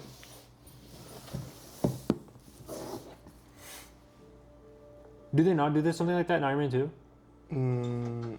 Or does he just swap it? I thought... No. What am I thinking of? He creates a new element to make a new arc reactor. Well, I know, but she doesn't replace it before in that, Iron Man 2. But before that, he keeps changing them, but... Yeah. But yeah, because she takes this one out, puts it in the glass case, and then he puts the new one in. Yeah. Anyway, stuff like that. I like those scenes. I think it's really good. I like the suit design a lot. I like the jet chase scene where he saves the guy by accidentally like blowing up his plane. Yes. I think that's very like Tony Stark, where it's like he causes a problem, but he makes sure like to fix it. Yeah. What else? Oh, the soundtrack is killer. It's so good. It's so good. And the score. The score is really good too. Happy Hogan's really funny because he evolves into like a comedic character, but in Iron Man 1, if you watch closely, like he's supposed to be like hard, you know? Like he's supposed to be this like really cool bodyguard. And it's so funny because Jon Favreau is the director of the movie. So he's like, I'm gonna insert myself into the scene and I'm just gonna be this hard ass bodyguard. No, and he's kind of like fit too. So it's he's like oddly in shape. No shame to Jon Favreau. You're beautiful as you are. No, he's awesome, but it's just funny. It is really funny. It's really funny because just seeing where because he goes from like hard bodyguard who barely has any lines to Iron Man 3 where he's forehead of security. Yeah. And it's so funny. Yeah. No, it's a great movie. Iron Man 1's incredible. We just rewatched it. It's just crazy to like watch that because like we're watching it and it's like imagine being in the theater for that and you're just like ripping this and you're like dude, he's so cool. You know what I mean? Like I feel like we don't watch a movie, especially like the first installment of a movie, and we're just like hooked instantly. Oh yeah. You know what I mean? Like do we? Dude, I feel like dude, the scene where he's like sitting on the couch and he's like with the screwdriver. Yes. And he just God, it's so cool. And you can hear it and he's just pissed. Yeah, because he's watching it and they still have his weapons. Okay, I want to get this out there because this is a common take. You ready for this? It's the stupidest take of all time. You know what I'm going to say, yes, don't I you? know you're going to say it. People just need to watch the movie. People say that the movie is pro-imperialism. If you think that, you are a dumbass. I'm going to say that plain, flat out. And we're going to clip this and put it on the shorts. If you think this movie is pro-imperialism, you are genuinely stupid. Okay, the movie... Anyone who is pro-imperialism in the movie is a villain. Obadiah Stane. He works with the terrorists to then kill Tony so he can sell more weapons to terrorists. That's literally imperialism, right? Tony sees this. Tony is the hero of the movie, if you guys didn't know. He sees this and then immediately stops making weapons. Immediately. The second that he sees it happening. Because he was oblivious to it. Without consulting with anyone because he knows they'll try to talk him down. So he does it in a press conference without telling anyone so that nobody can say anything about it. Stop him. And they try to stop him multiple times, including Obadiah Stane, right? Yes, Obadiah goes to the board and tries to get him kicked off the board to reverse the decision. Yes, and there's a scene later in the movie, the one I'm talking about with the screwdriver in the hand. He still sees that they're getting weapons somehow. It's Obadiah. He doesn't know this at this point. So he goes down there, takes responsibility for it, and then kills all of them because they're using it to oppress and do naughty things to ladies and children, and probably human traffic people. He goes down there, immediately stops it.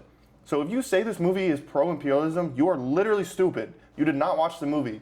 You want to push this little narrative that you have in your brain. You are not actually thinking or processing what the movie is telling you. It's so obvious. They do it 100 times. Also, they do it again in the second movie. The government tries to take his suits. He's like, I literally cannot trust you guys. You guys suck. I am the only person who can be Iron Man because I don't trust any of you. I know I'm a good person. Yes. The safest hands are my own. Says that multiple times. Well, he doesn't even want to give Rhodey the suit either. Rhodey takes and then Rhodey immediately takes it to the government, and guess what happens? The government abuses that, right? And then again, Rhodey then separates himself from that, becomes War Machine, does not give the government the suit. So people saying Iron Man is just pro-imperialism propaganda, you are stupid. You are an idiot. Don't say that. Like, you are dumb. Yeah. Oh, I hate when people say that. It's like when people say that Captain America is American government propaganda. You are stupid. You are an idiot if you think that. Genuinely, I think less of you intelligence-wise as a person. You do have to be so dumb to take it as propaganda because they explicitly state, like in the Captain America example, that he's the best of the best. Nobody's like him. Yes. How is that? The story is not anyone can go be Chris. No, it's like any American soldier could be Captain America because we're all good. How many times do they say like there's no one like Steve Rogers? 100 times. Literally across the entire MCU, there's like nobody. So I just like even the good characters. This is another great example. Tommy Lee Jones is not a bad person in the movie, right?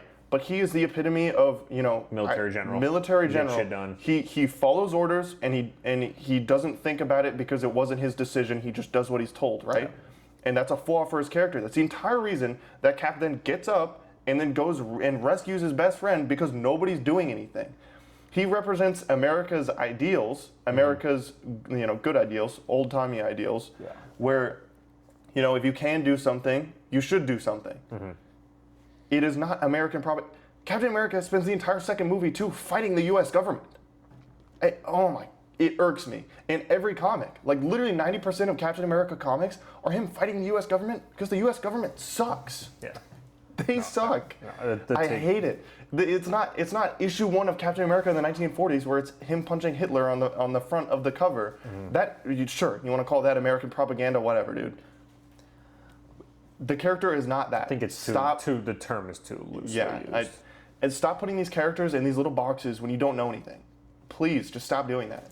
Yeah, well, and with the Tony stuff, it's just said so many times in the first movie. Like, there's very much an explicit scene where they say our stock plummeted like 43 points. Yeah. And they're like you're losing millions, billions of dollars, and he's like, I don't care. This is the wrong thing to do. And it has to happen. And he's like, we knew this would happen when I did this decision. He's like, I don't bring my company, my decision. I'm not going to hurt people. So to act like he's something, like to act like he's not doing that, I think is just dumb. Like you're just saying stuff because it'll get clicks and because people have reactions, but you're just ignoring the scenes in the movie. Like, it's not even like you can have the take, because the take is being said in the movie. That's not how he is. It's literally the whole point of the movie. Yeah. The entire point of the movie. It's like not even something really to engage with because it's just that dumb. Like, and it took place in 2008. Do you really think in 2008 they were like, you know what? Afghanistan, I liked what they were doing there. I really, I think the U.S. government was really killing it in Afghanistan. It's dumb. It's a low intelligence take. If you think that, you either did not watch the movie and you're just speaking buzzwords, or you didn't understand the movie and you're an idiot. People watch the TikTok clips where he blows up the tank and walks away and it's hard, so they haven't seen the movie, so they watch the clips and they're like, no joke, this is what it is. And they're like, Tony Stark likes killing brown people and thinks it's cool. Yeah, like, the U.S. government sent him to go blow up blow up a Middle Eastern country. That's literally the leap in logic that happens. He's saving these innocent people who are about to be murdered by terrorists. Yeah, and human trafficked. And then you change that to he's killing people because he thinks it's hard. You have to take that 5-second scene of him blowing up the tank and ignore everything that came before and after to even make it make sense and cut around it in a way where you can push a message like that. That's literally what these people do. I mean, this is not the Middle Eastern government that he's just exploding. It would be one thing if the movie takes time and, like, the Ten Rings is a terrorist organization. This is not just some Middle Eastern government that's doing something, like, bad. It is literally a terrorist organization. Yeah, you can argue imperialism if they drew the line at, this is just another country's government. And even then, it's like, yeah, but it's like But it's literally not at all what's happening. That's not what the movie is. He fights terrorists in all of his movies. Whiplash is a terrorist. Guy Pearce's character, what's his name? I can't. Mandarin. Killian. Aldrich Killian. Aldrich Killian. He's a terrorist. Literally, he's an American terrorist. Through and through. Yeah, but he's still a terrorist. Yeah. It doesn't matter. He's an American terrorist who abuses war veterans. Yeah, and he's using the Mandarin and the Ten Rings to try and make it, to try to shift blame. Yeah. Yeah. But yeah, I just think it's stupid. All he does is fight terrorists. It's not that complicated. Yeah. You don't have to. Well, I mean, that's just Iron Man. Yeah. That's just kind of what he is. But yeah, Iron Man, so awesome. I think it's great. Yeah. I don't think. Anyway, I just had to get that off my chest. That take is just completely brainless. I just need to shoot that down before anyone mentions it. Yeah. But yeah, that's our Phase 1 ranking. Yep. It's kind of, I think, the lesser controversial you can get with them. Mm-hmm. Because people kind of view, there's not like a unanimous order with the movies, but people kind of view them all like generally in that light. Yeah. Like, I think Hulk might not be last on everyone's list, but it's probably last or second to last. Like, Iron Man 1 or Avengers 1 is usually the number one movie, and then the rest kind of fall into line. So I think, there's not too much craziness going on there. I think the top 3 is like locked in. In any order, I would accept that top 3. Yeah. But I think Iron Man 1's by far the best movie. Yeah. I agree. But if someone had any of the other ones any of the other top 3 in the number 1 spot, I could completely understand where they're coming from. Yeah. But we want to get into furthering our road to Doomsday for like the first time in a month, actually. Yes. Yeah, I think we'll just combine it. Iron Man 1, Iron Man 2. Yep. They're both directed by Jon Favreau. Came out just 2 years apart. They're set not that long. Iron Man 2 is not set that long after Iron Man 1, right? Isn't that kind of like Iron Man 2 is technically set before the Incredible Hulk? I believe in the MCU timeline. I'm not sure, to be honest. I'm gonna fact check that to be sure, but It kind of makes sense because he announces that he's Iron Man. Oh no, doesn't it do a time skip at the beginning? He announces he's Iron Man, and Mickey Rourke is watching him on the TV, and then it says like 6 months later or something. Right? Well, either way, canonically, I was correct. Iron Man 2 is the technical next movie after Iron Man 1. It's not Hulk. This Pinterest list says that that's set in 2011. I don't really think that matters that much, to be honest, what year. Because that kind of gets foggy with the MCU. Because, like Endgame, the majority of Endgame takes place in 2023. Yeah. And that movie came out in 2019, you know? So No Way Home takes place in 2024, but it came out in 2021 type, stuff like that. Yeah. I was right. Iron Man 2 is 6 months after Iron Man 1. Oh, then I don't know why this list says it's 3 years after. I don't think anything insinuates that it's Thor is 6. Yeah, I don't know. That doesn't make much sense.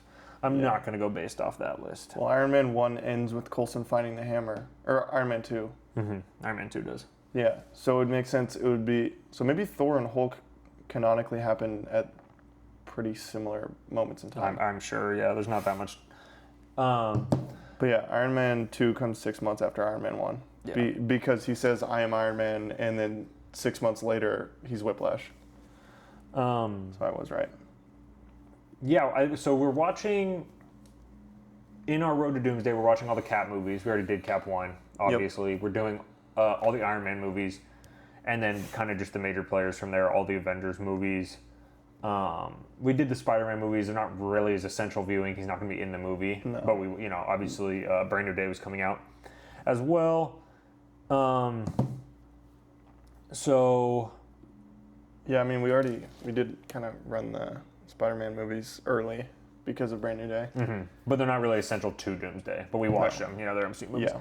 I think the Iron Man movies just lay a lot. The first two, they lay just great groundwork for the character. It's kind of the only. I think Avengers 1 does not work if you don't fall in love with the character like everyone did. Yeah. I mean, Iron Man 1 is substantially better than Iron Man 2. Yeah. And I think almost anyone you talk to would say that. Yeah, that's not a hot take. But he's a great character in both movies. I think Pepper's great in both movies. I think Happy Hogan's great in both movies. So there is a lot of consistency in that. I think it bodes well. The characterization is very consistent between the movies. It's the villain. So I struggle to find any issues. So what do we think the connection, why, when we get to Doomsday here, what do we think the connection is to him looking, to being RDJ, to looking like Tony Stark? Because I know he's not Tony Stark. Mm-hmm. He's Victor Von Doom. I mean, we know that. I saw an interesting theory that I don't know if I believe, but it's interesting to hear. Mm-hmm. I believe that it was Eric Voss that said this. Eric Voss says everything. He had a lot of theories. Every theory ever. He had a lot of theories. We didn't shout out John Campea and our Incredible Hulk because he's technically in that. John Campea's in Incredible Hulk? Are you serious? You didn't know this? No, what the hell? We love you, John Campea, if you're watching. He's not watching this. Yes, he is. I'm going to email it to him. When I bump into him in Las Vegas in April, I'll tell him to subscribe. John Campea. Don't say that. We're going to get arrested for stalking. We're going to have badge. Look at him. Boom. Oh my God, that is him. What the hell? There's a rumor that he was getting yelled at on set as an extra. Oh, do we put that in the thumbnail? Well, We might have to. I think my cat just vomited. Well, that happens. I'm gonna go check on him, make sure he's okay. I found the official story.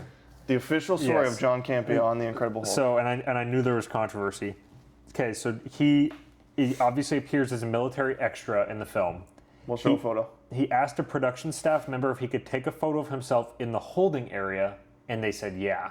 The holding area? Yeah, like they put, once you get all the extras ready and you put them in a spot, you have to hold them in a spot before you go in and then you put them in their scene. Yeah. Because you need to have them all ready to go, and then you need to be able to quickly put them in place. Yeah. And then, you can't take all the time to, so he took the photo because he was told it was okay. He posted it on his site, and then the next day he was confronted by the first assistant director and production crew, and they were like, why'd you do that? You can't do that, whatever. And then they fired him. Oh. So his time as an extra was cut short. That's brutal. Yes. But John Campea, some might say, that he starred in The Incredible Hulk. And maybe I would say he starred. Maybe it deserved a half-star I'd bump. say he's a star. Maybe it deserved a half-star bump. But yes, obviously had to mention that. But yeah, so Doomsday, Eric Voss's theory. Oh, yes, sorry. So his theory is that, and I think this is confirmed, I'll fact check it while editing. I think it's confirmed that Doom from Doomsday is from the 828, I think is what it's called. It's the Fantastic Four universe. Yes. He's from that universe. That's his universe. That's his home. Well, they show the shot in Fantastic Four of like his name card, right?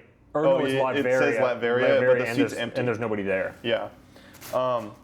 I saw him also theorize, this is kind of sidetracked, but I saw him theorize that name card was because Doom was taking over Latveria. So their leader wasn't Doctor Doom yet, but Doom was fighting for political standing. Anyway, his theory is that and if I get this wrong, my fault. It's a Noah theory then. But his theory is that the Tony Stark of that universe had something happen to him with an accident and he died, right?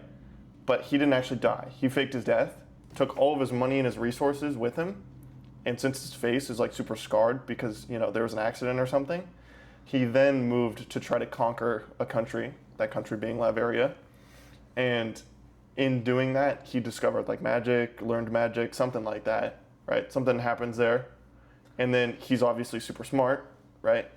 He looks like Tony Stark because he is Tony Stark in that universe. And then he takes on the alias of Doctor Doom, wears a mask all the time.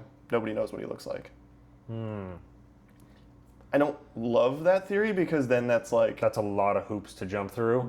And that would take so long to explain just to be like, he looks like Tony Unless Stark. you literally started the movie with that scene, like you never explained it, you just showed it as a scene. Yeah. And it was like 5 minutes long, and that's still a lot of hoops to jump through. Yeah. It's probably the only way you could do it. I think it makes sense, but should they do that? I don't think, is it worth the screen time to really run that down just to be like, he looks like Tony Stark? I mean, the Russos have confirmed that we're gonna understand why. They said that? Yeah. Okay. Yeah, again, it makes sense, but I don't really see the point in taking that much time to do that. Yeah. So, who knows, honestly. But that's the only theory that I've seen that, I'm like, yeah, that kind of makes sense. Yeah. Well, and with the variant stuff, you can do a lot. And with, multi-universal, you can do a lot of different stuff. I know people are a little unsure of the rules, but, your Tony Stark in another universe could look like RDJ or could look like someone completely different. Yeah. There's not a lot of consistency in the... People think that because of the Kang thing... Oh, yeah, they all look the same. But that's not true. That was kind of just... Look at Peter Parker. Yeah, exactly. Well, that's the easy one. But you can't hold too much weight in the Kang thing. Well, look at Reed Richards. And I think it's fine and I think it makes sense that in some universes you'd look the same and in some you wouldn't. And I think that they're just going to approach it like that and that... Yeah, it doesn't matter. Honestly. And then, because I know in the leaked, what is it, the Comic-Con trailer audio, which I listened to part of it, but it's the Pedro as Reed saying Victor, how could you do this, type of thing. But, Eating paint. I don't know how far they're taking that. I don't know how they're going to handle their relationship with the Fantastic Four, which I'm sure they will explain that part. Yes. And they will have a relationship with them, and their relationship's important. Everyone knows. So annoying. Yes. There's another thing. People that thought they weren't going to have a relationship. Yeah. Oh, jeez. It's safe because it's washable, so it's fine. But, anyway, people were saying, like, oh, they're not even going to know each other. There's so much reactionary garbage with Doomsday, where it's just like... I'm not sure why that take became a thing other than just pure hate. Like, wanting to call the movie garbage. It was because they kept talking about RDJ and Chris Evans coming back and their characters having a clash. And then people were like, oh, so it's the Twitter thing where it's like, oh, like, I like pancakes, so you hate waffles, kind of thing. Yes. They said that there was going to be a rivalry between Doom and Cap. Yeah. So therefore, Reed and Doom don't even know each other. Yeah. It's like, hey, this is just a complete leap in logic. You're just dumb for just assuming that. Yeah. I mean, I guess my take on all this, I just really don't care. I just want the movie to be good. Yeah. And I also do not care. Because we're not going to get, past these two Avengers movies, we're not going to get a ton of Fantastic Four or Doom stuff from these iterations, would be my guess. I really hope they recast the Fantastic Four. Specifically the Doom, like, this is going to be it. Like, we know it's these two movies. It's not going to be this thing they carry over. No. Which is fine. It shouldn't be either. It shouldn't. That's too expensive. And then with the Fantastic Four, for me, it feels like kind of a thrown together cast. It feels like a B or C squad of actors, which it was. It was not the design. It was not who they wanted originally. No. That has been known for a long time. Yeah. And that it kind of came down to a budget controlled cast. And I think they're generally fine. I think Vanessa Kirby's really good. I think the Pedro thing, I think he was cast because is going to work really well in the Avengers movie. So I think he was cast for an Avengers movie, but obviously they were in a Fantastic Four movie first. So, and I don't think his casting helped the Fantastic Four movie by any means. I think he's a good actor, and I think he's perfectly fine in the movie. I'm more talking about like internet wise and like buzz wise. I think you can only, and there is merit to like you can only see an actor so much. That's like there's been like actual studies done on that, but it's to a certain extent. But like with a Zendaya or Tom Holland, it's like a non-issue. people go to the movies to see them in like big numbers. That doesn't really carry over to a Pedro. Like, and obviously someone's like, well, I go to the movie to see Pedro Pascal. Yeah, I would too, but I would do that with like 300 actors. You know what I mean? So, and the average person wouldn't do that. Yeah. And so I think the casting, they was just kind of hurt that movie more than anything. I don't think it was easy to latch to by any means. Because for a while they really wanted Adam Driver and Margot Robbie, but they didn't want to pay them what they were wanting because they were trying to get their costs down because they had just had a horrible year financially. Yeah. And a lot of TV show failures, and the Marvels was really bad how that was handled. That was the entire thing was a disaster. So yeah, the Fantastic Four, it kind of came at a weird time, I think, more than anything. That too, yeah. But you could kind of argue that with Thunderbolts too, that it was trying to do damage control while also setting up Doomsday. And you could say the Fantastic Four was like, we need to make a safe movie because we need people to like a movie for the first time in a little bit. Like, we need some positive buzz.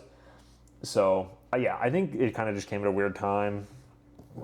But I think in the Avengers movie, their relationship will play well. Yeah. So, I think that's what matters the most. Yeah, I think it'll be good in the Avengers movie because it's kind of like, I mean, people keep joking about this, but there's a bunch of old guys already there. Respectfully, Pedro Pascal is kind of an old guy at this point. Yeah. And I really hope they recast the Fantastic Four. I hope, because I think they're going to be well liked in Doomsday, and I hope that doesn't give them the false pretense that it's like, we need to keep these guys around. At this point, if they're going to die, they're going to die. Like, they're not going to, I don't think they're going to bring them back solely on if, like, they test really well in Doomsday or Secret Wars. And it doesn't make any, my take is it doesn't make any sense to have a much older Fantastic Four squad if you're trying to revamp your Avengers and X-Men with a lot younger actors. That's a really good point, actually. I didn't think about that. So if you're, like, going these massive leaps, like, you just cast your Cyclops, he's born in 2004. Like, if you're going on these massive leaps to do that, it's not a massive leap to when you redo your Fantastic Four, like that's not that unlikely. I think. Yeah. You know what I mean? Yeah. Yeah, I think they could recast the Fantastic Four pretty quick too. I don't think the Fantastic Four, especially after the Avengers movies, are gonna be this like boogeyman of superhero movies where they're scared to make one. I just think like if you heard Kevin Feige talked about it, and it's funny because people try to cope with numbers, but he didn't. He was like, yeah, Fantastic Four made like $500 million. It's not good. Yeah. Like he's not. Like, No, he was like, it should have made more. like that's not what we go for. Yeah. Which, like, it shows you, fans on the internet, you should not be coping with that number. Like, yeah, it didn't bomb by any means, but they don't make these movies to break even or to make a little bit of profit. And I don't know how many times we got. Yeah, I don't know. This goes back to the DCU as well. Just breaking even or just making a little bit of profit means nothing to the studio. The studio wants big wins. Big budget movies should bring in a lot of money. What else is the point? You don't invest, $150 to $250 million on your production budget alone. Then maybe double that for marketing. Yeah. You don't invest $400 million to make $0. That's the whole point. You don't. Or to even make $50 million. And that's just basic like business practice, which at the end of the day, these are ran by businesses. Yeah. Their budgets are dictated by businessmen. Yeah. So when you hear like Kevin Feige say like, yeah, $500 million, that's not, we don't make $200 million movies and then double that with, to make 500, whatever the final number was. Yeah. It's just, nobody does. No. You know what I mean? Well, it'd be dumb. So there's no reason to cope as a fan about those numbers. Like, especially when Spider-Man's about to make like $2.5 billion and it's like, generally a straight level Spider-Man movie with not a real like big name villain or anything like that, and kind of not limited. I mean, it was only like really 2 trailers, and then they did the 3rd trailer, but that was mostly just clips from old movies, and it only came out like 10 days or whatever before. Yeah. So, and just at the end of the day, just be honest. Just be honest about the situation. You're gonna learn and do better if you can sit down and be honest about what's happening and what you should do and where you should go from there. Yeah, but I just think that like, because there was rumors, remember right after the movie came out, there's a lot of rumors they wanted to do a sequel. They said that before the movie came out. Yeah, and then like kind of during the opening weekend. Yeah. The opening weekend was fine. But I think if it boomed, they would have. Yeah, I think made like 750-ish plus. I think it would have. I think the only thing that could have kept this Fantastic Four going was its own movie, because you just can't you can't attribute any of the Doomsday Secret Wars success to the Fantastic Four. You know what I mean? Like you can't, if Secret Wars makes $3 billion, I hope so. Who in the room is going to be like, and that was because of our Fantastic Four? That was because of Pedro Pascal. Yeah, it's like, because the reality is, it's not why the movie makes money. No. And the reality is, those people that are making those decisions aren't going to think that either. No. I would like to see not like, what's his name? Josh Trank? The guy who made the other Fantastic Four movie? His last name is Trank, at least. I do think that's his name. I don't need that young of a cast for Fantastic Four, but I would love like a mid to early 30s Fantastic Four, and then just keep them around. It is Josh Trank. Confirmed. Yeah. I would love to see the Fantastic Four show up in a lot of things. I would love for them to be like in most of the big movies where it would make sense for them to appear, because like the Baxter Building, obviously it's in the middle of New York. Yeah. The movies where it makes sense for them to appear, I'd want them to appear just for like a little scene. After Secret Wars, what I hope for the MCU is that we finally get rid of the whole I'm going to call it the Daredevil issue because it's most prevalent in Daredevil, but you have these characters in the same place at the same time with big events happening, and nobody acknowledges what's going on. Yeah. Nobody else is appearing, right?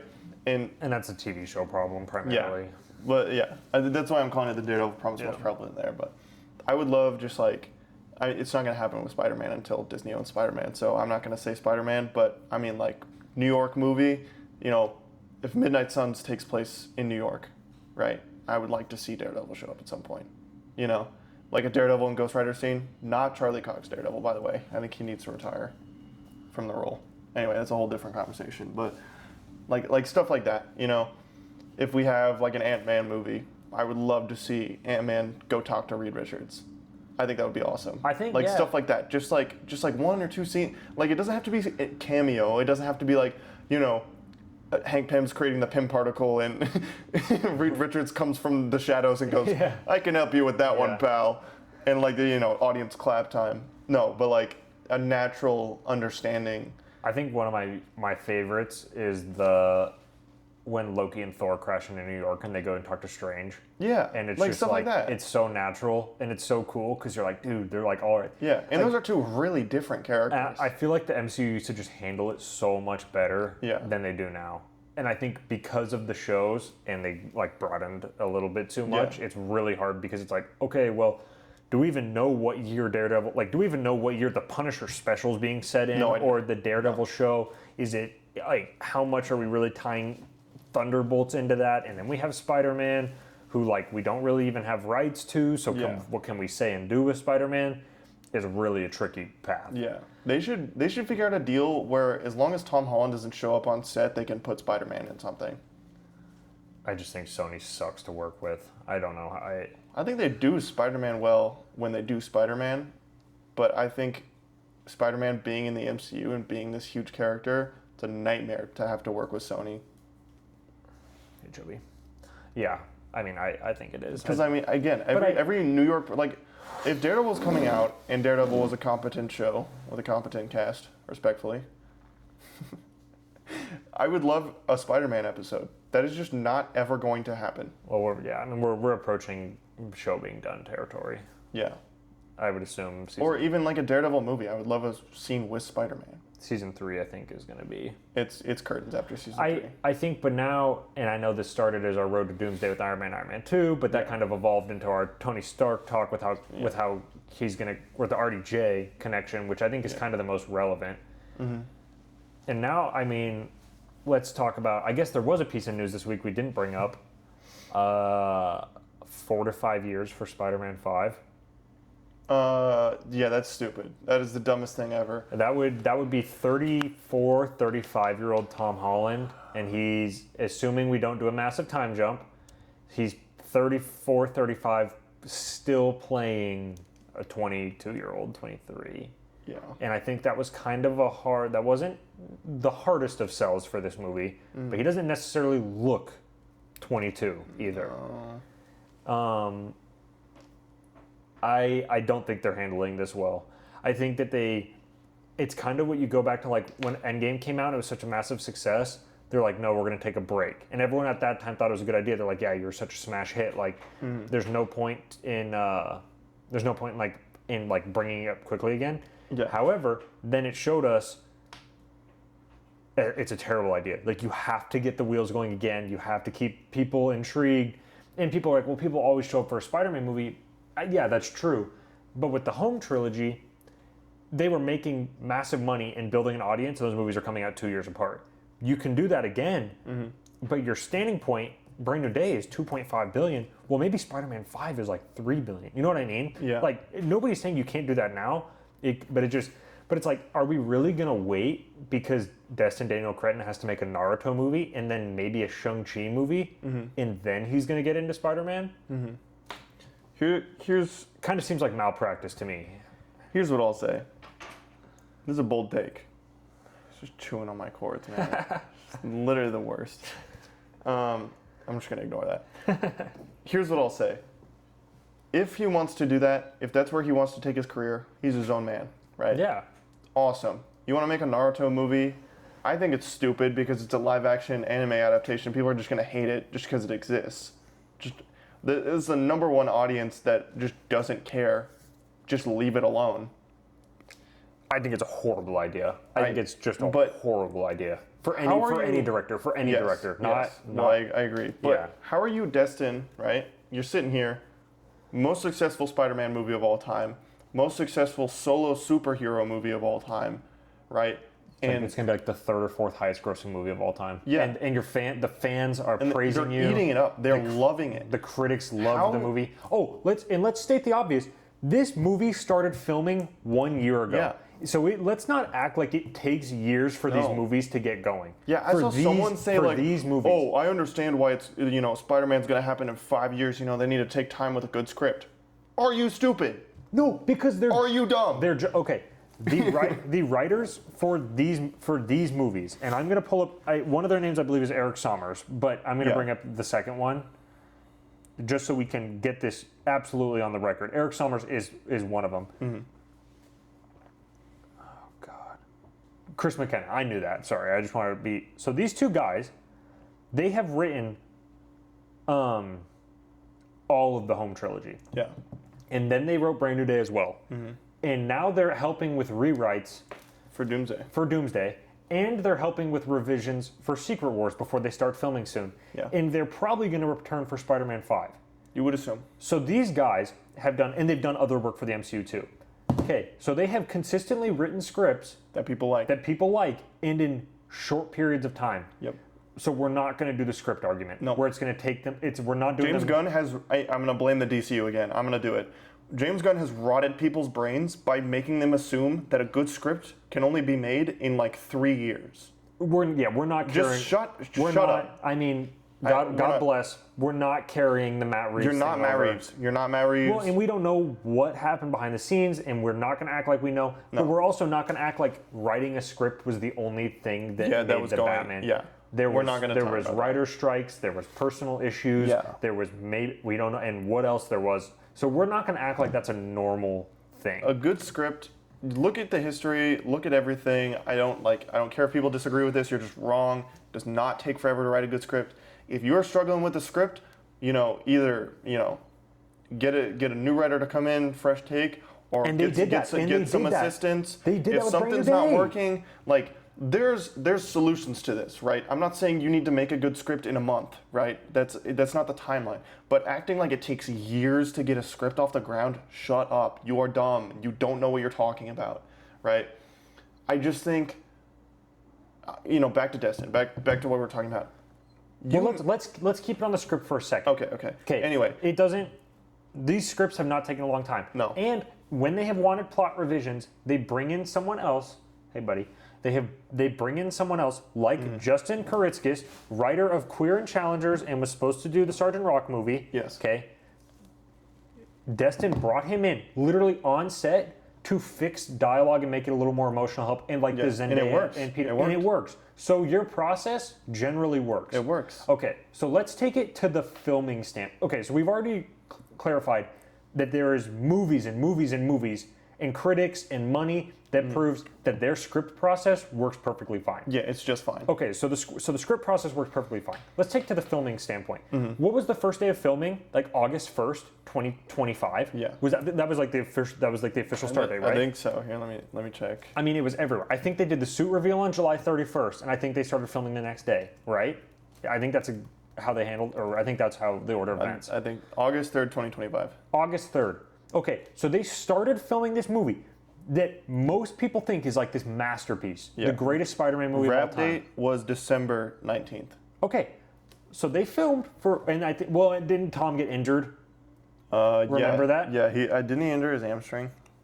So Tom got injured, and that delayed filming a little bit. However, so they started filming the movie less than a year before it came out. Yeah. And it clearly completely worked. Yeah, it doesn't matter. Completely worked. And they had delays because of injuries, whatever. Reshoots. Wrapped in December. Okay. Yes. Scheduled reshoots. For people that don't understand, 7 months post-production time or 6 months is plenty of time. It's kind of a fake, like.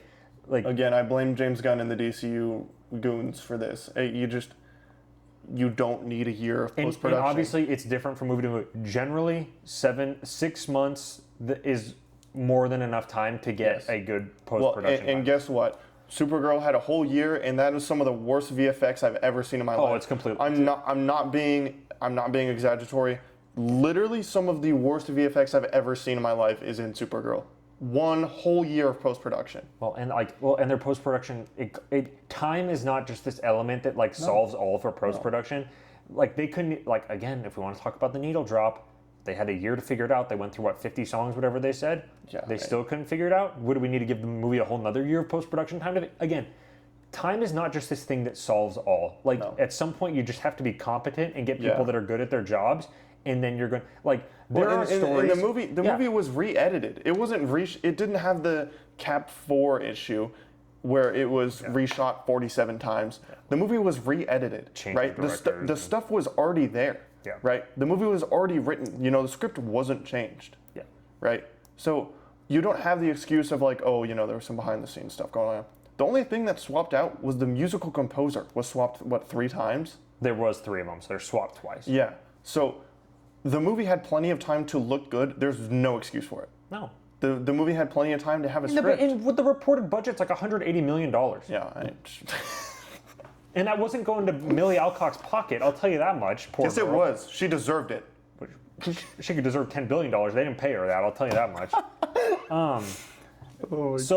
But yeah, to keep this on production time, like there's like one production horror story that comes to mind, and it's the Black Panther one, where they were given like 6 weeks to do the full editing and VFX for the final battle. Final act. That is tight. Yeah. Like nobody's arguing that. However, 6 weeks to 6 months is a massive jump in time. Yep. And it is. And there was a lot of reasons why Black Panther had to come out then. It had to come out before Infinity War. Yeah. They couldn't delay Infinity War and Endgame to fit Black Panther's timeline. So all of that makes sense. It doesn't mean it's right. It just makes sense. So, but with Spider-Man, we have clear proof that they can get this stuff done quickly. And I think all we have to show why these movies aren't, and this is going to sound shady, but it's not, is Tom Holland. He does not want to film a lot of movies. No. I think he's been very clear about that. He does the whole like I'll be Spider-Man as long as they want me, but there's kind of a terms and conditions on that. Yeah, and it's my timeline when I want to film it. And I think that someone has to sit down with him and say, Tom, okay, however, we cannot have you being 35 for Spider-Man 5. Yeah. We cannot have you being 40 for Spider-Man 3. So I think that we're going to get into territory where people are going to get really impatient, and then they're going to shove Miles in there. Yeah. And it's going to blow up in their face. Which I think Miles is a great idea for introduction in Spider-Man 6. Yes. I think you do the symbiote in 5, you do Miles in 6. But I think they're really and I don't think it's about money with Tom. It's clearly not. They paid him a ton for Brand New Day. I'm sure his agents are incredibly smart. I'm sure he has a fantastic back-end deal. So with this movie making the amount of money it is, I'm sure. Well, his wife is Zendaya, and so they're really struggling to pay the bills down there. I'm sure not everything is money with them. However, you just cannot afford 4 to 5 years between movies on a general scale, and it tends to hurt more than it helps. If we want to bring up the Avengers example, people thought that they could go years without making an Avengers movie because Infinity War and Endgame were these great events. Well, we hit 2022, 2023, 3-4 years after that, and people are like, dude, we need an Avengers movie, or because stuff isn't making sense. We've got all these heroes in all these different places. Yeah, bring them together. Nobody's like coming into one spot. It doesn't work. So again, you have to learn. It's just like how we ask the DCU to learn from the MCU's early mistakes, not copy them and say that it's okay because they did it. You're supposed to learn from it, and then be better because of it. And I feel like I don't think that we're better off because Brand New Day was 5 years after No Way Home. I think that was completely circumstantial. Tom Holland took a massive break from acting. They went back and forth on the director stuff for a long time. I think the rumors are exaggerated that Sony was trying to force a Toby and Andrew thing again. The Sony producers came out and they were like, that really wasn't ever what they were like, we were trying to make a street level movie the whole time. And that was kind of the rumors early on, that they did want a street level movie. And then some people come back. That's what they set up. If they didn't want a street level movie, they wouldn't have let them shoot the ending they did. So I think that they did want, I think that you're trying to make everyone sound stupid when you're like, oh, they want to do Spider-Man Men in Black, and they were going to bring it was going to be the 3 Spider-Man versus symbiotes. I think you're just trying to hate. You're just trying to make everyone seem stupider than they are, because like you think it's funny on the internet more than it's the reality of the situation. It's just tough. Like, I love Tom Holland. I think he's a great Spider-Man. Dude, lock in. Do another 3 movies, and then dude, you could never act again and be set for life. Well, that's what he says too. He's literally like, when I have like my family, I'm done. Okay, shoot the next 3 movies in the next 5 years, and then just jump ship. Especially if you're... And then go have kids with Zendaya. You just got married. Especially if your filming is 4 months out of every 2 years. Yeah, come on, dude. 4 months. You don't have to do other. I mean, if you want to do other movies, go ahead, do everything you want. You want to go do Uncharted? Sure. Absolutely. But, Uncharted 2. I don't know. I think that at some point, because we've gotten into this thing where it's like the artist knows best and all that stuff. They're like, so you have to give them as much time and money as they want. I think that we've taken it a step too far. You're going too far with that. We've gone too far where we're like, we still have to realize that people need to like show up and people have jobs and people need to be paid. There's a timeline. Like, so there's still somewhat of a timeline. And people really love to use the Batman example. I really don't think. For us, and I can use the DCU from a strong standpoint. They made Superman, put it out. I thought it was great. Yep. And one of the only things we were saying is like, okay, you need to keep building on it quickly. Get another one. Okay, well, like 2 months later, they announced Man of Tomorrow, and they announced it for July 2027. Yeah. So now we have 2 years in between movies. It's only going to further their universe. And people are on the set, and I don't know any leaks for this movie, absolutely none, and I'm going to avoid them at all costs. People are saying it's sensational. It sounds incredible, and I believe it because I think the writing with the first one was fantastic. Really good, yeah. So, like, you have to understand that you have to capitalize on your momentum and keep going. And that was one of the best things the Home trilogy did. Because even when you have a misstep, like Far From Home, you still had No Way Home that came out 2 years ago. How many people talk about Far From Home? No. Like, no one. No one. Because people don't really care. People just mention it and they're like, yeah, that sucks. Anyway. Or they're like, yeah, it's not my favorite. Because most people don't even dislike as much as we do, but it doesn't matter. I think there's some hard truths here. And I think there's 2 really hard truths that people are just going to be afraid to talk about or they're going to be oblivious to. Tom Holland, you clearly want to. He's danced around it. He clearly is okay with finishing out a second trilogy and being done. That's what he's been hinting at. He's like, but I'll do it as long as the fans want. No, you want to do 2 more movies and you want to be done. Well, and I'm sure whatever deal he signed is a trilogy deal. Yeah, right. Daniel, my buddy. Destin Daniel. Big DDC. You have made an unbelievably successful movie. You're getting handed the golden keys to the Golden Kingdom. Yeah. What are you doing making Naruto? Break that contract. Break the contract. Give him the money. Have him go hire some random... Disney will pay the money off the contract. Go hire some random hobo off the street to do your Netflix Naruto adaptation. Who cares? No one... respectfully, no one gives a shit. Okay, not even fans care, right? I love Naruto. I'm not going to watch it. Like, I have zero interest in that at all, right? And so you can make they love you. You can make the next 2 movies. That's what they said. And then you can become one of the biggest directors of all time. They said if you can be the most financially successful director of all time. Are you not like seeing the world through your potential? I don't understand it. And I really do not think that they're going to be okay if Destin goes, well, I'm going to film 2 movies in between Spider-Man. They're going to say no. I don't think Kevin's going to let him do Shang-Chi 2. I think he's going to be like, yeah, we're gonna have someone else on that. They're going to tell him no, and he's going to push back, and then they're going to replace him. And honestly, like, I just respectfully, I wouldn't be sad if Destin got replaced. No, I think there's other people out there that could do better. I don't think we mentioned the Bad Boys directors; those guys, I think. And people are going to clown. If anyone hears this, they're going to clown us for saying I don't care. But I literally don't. It's just the truth. Not Michael Bay, the new Bad Boys directors. Michael Bay Spider-Man would be hard. That would be, but I don't think he would do it. I don't think he would get hired with the same tone of ambulance. Yeah, exactly. If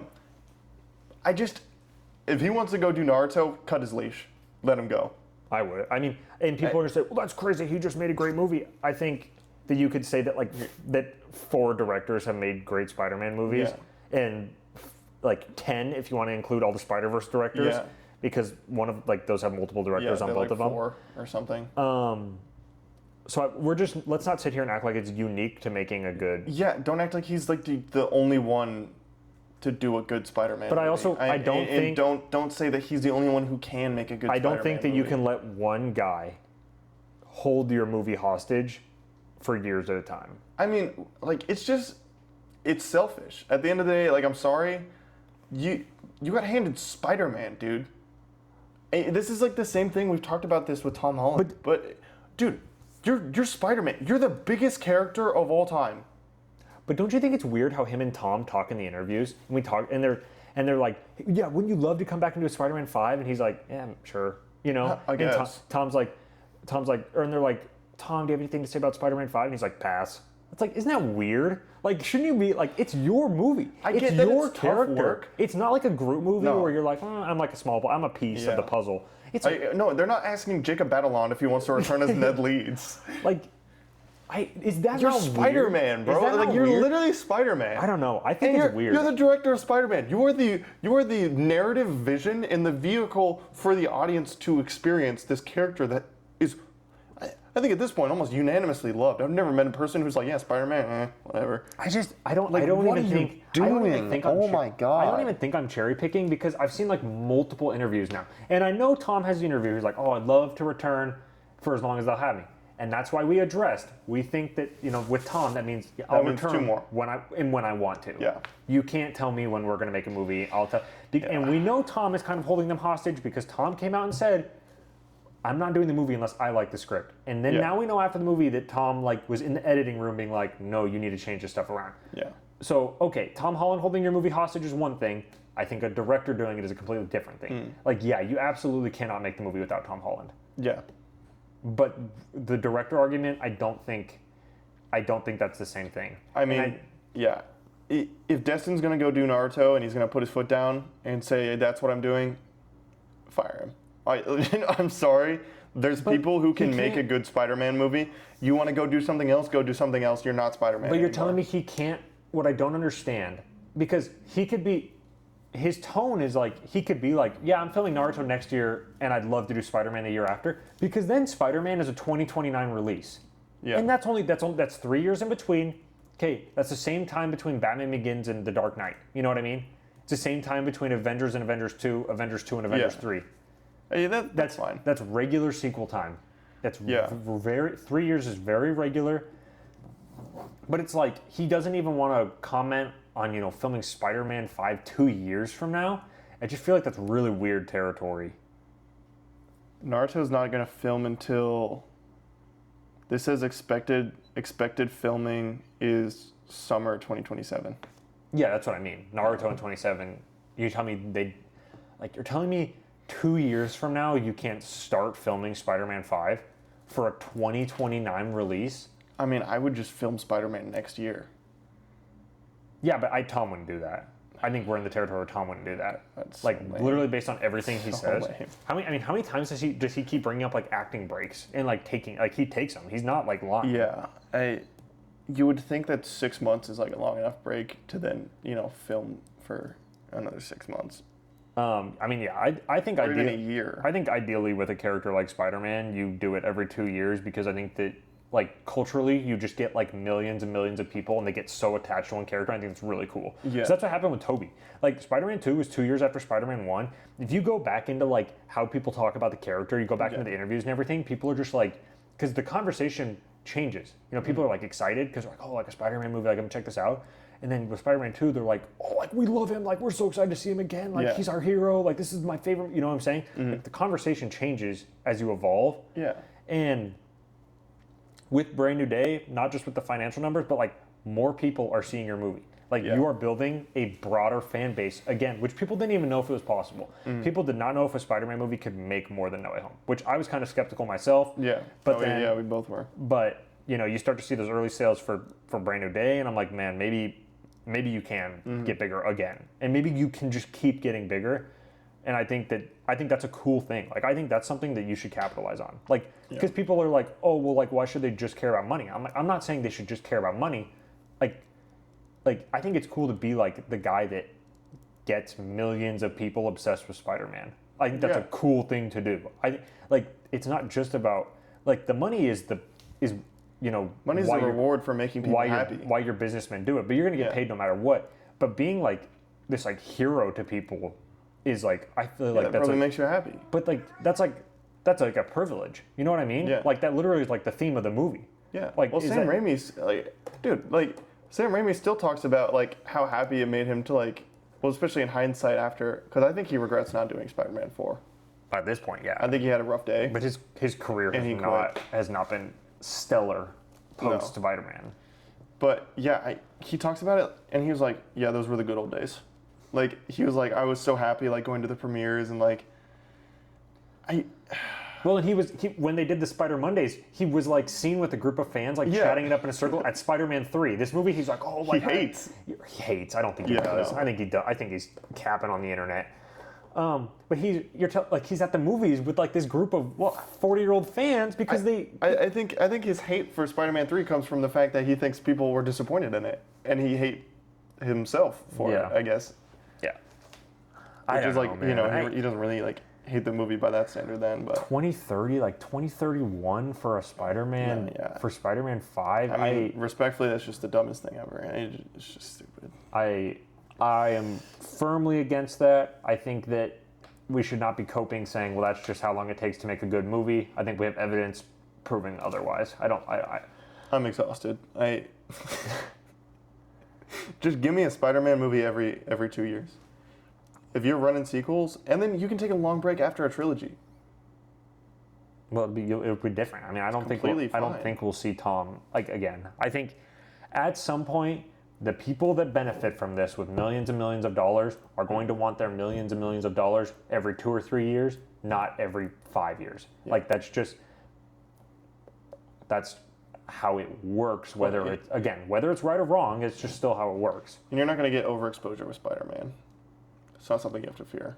No, and part of the reason there was a big break, they were able to use like the actors and writers strikes as excuses. They're like, oh, we can't work on we can't work on anything soon. We don't have anything going because of strike. You know what I'm saying? And then it's like, oh, well, Tom's busy. Tom wants to do the Odyssey. Tom wants to do, because they did delay the Spider-Man filming for Tom to do the Odyssey. He said that. Well, and that makes sense. That's Christopher Nolan. I'm like completely okay with that. No, it's fine, but it's like they pushed it and like it got put on the back like a fair amount of times.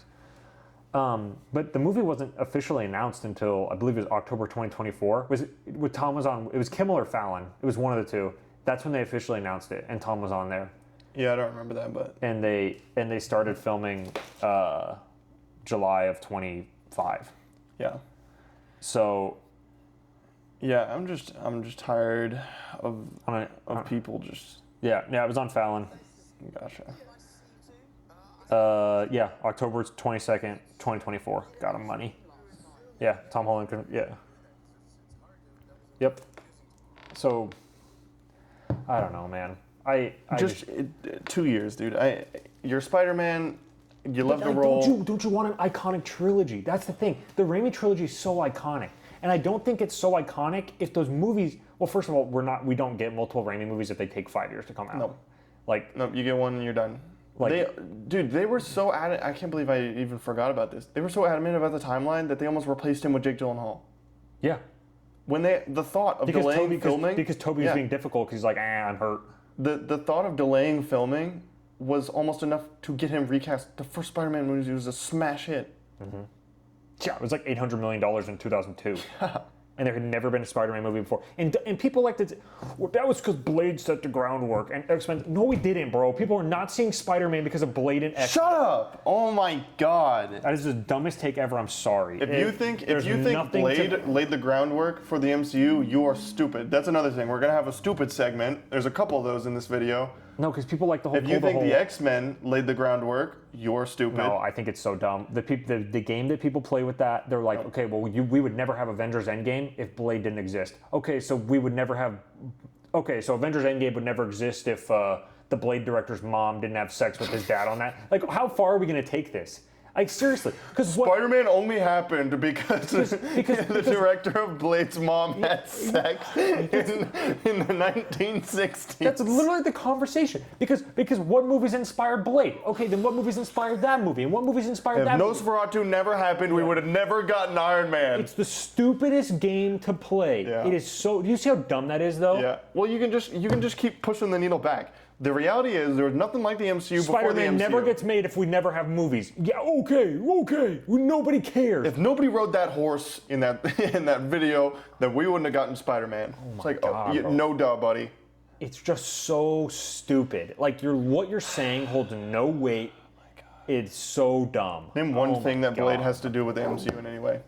Name one thing that Blade did to set up the MCU in any way. You walk the street, how many people know that Blade is an adaptation of a comic book? Not many. I'd say 9 out of 10 people Not many people know Blade. how many average people know who Blade is? I probably only millennials. When did Blade 3 even come out? 2007. Blade Trinity. I'm looking it up.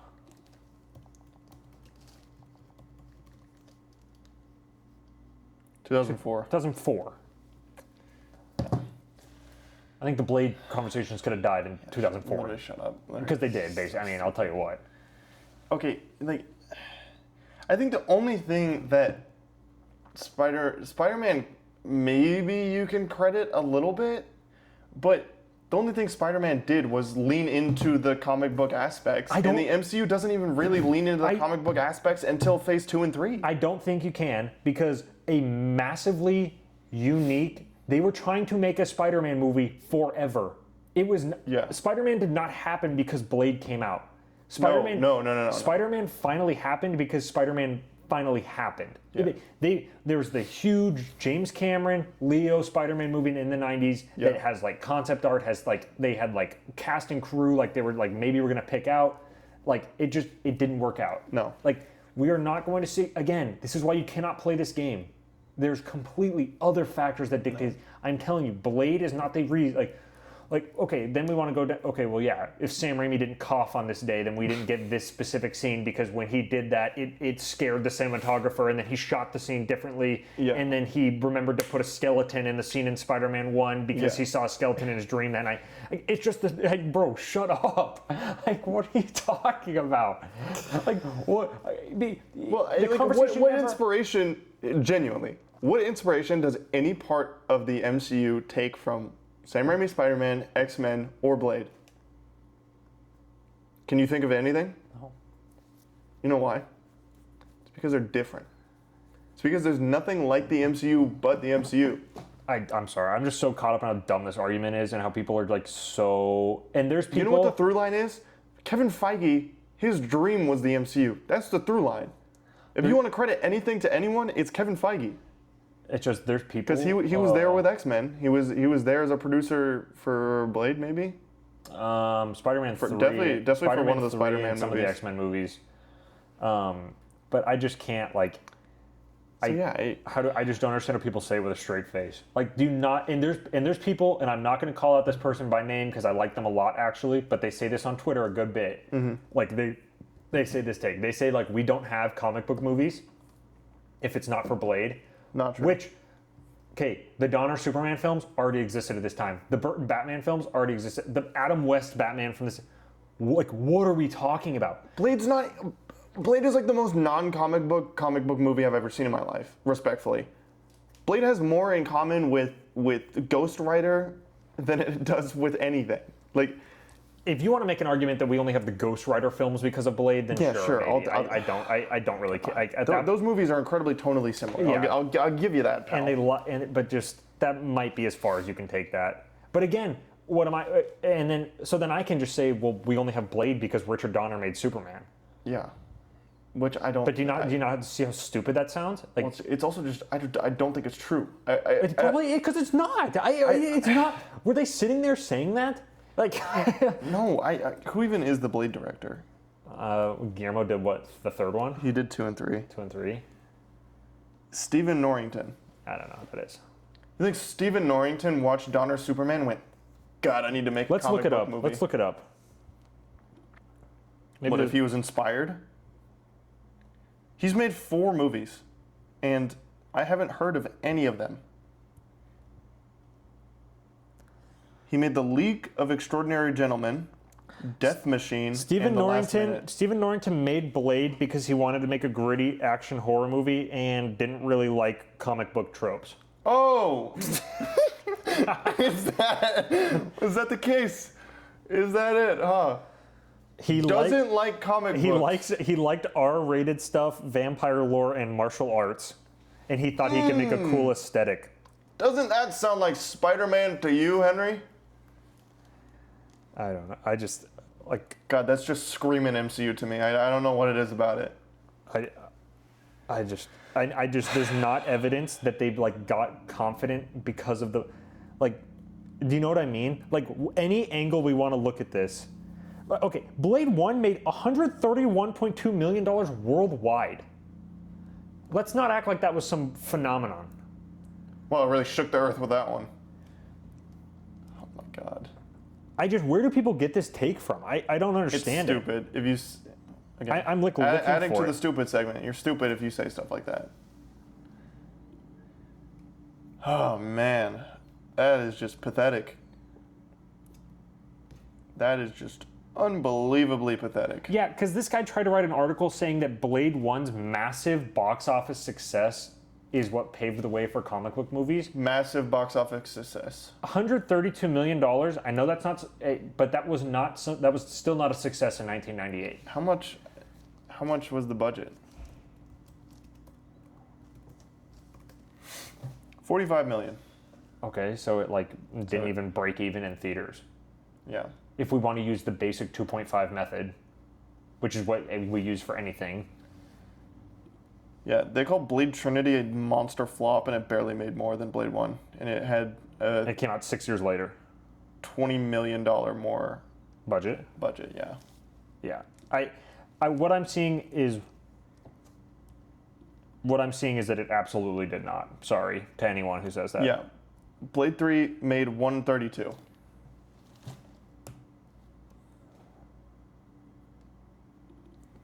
Yeah, There is an opinion that there was industry optimism after Blade was made, but there's not actually any evidence that that's true.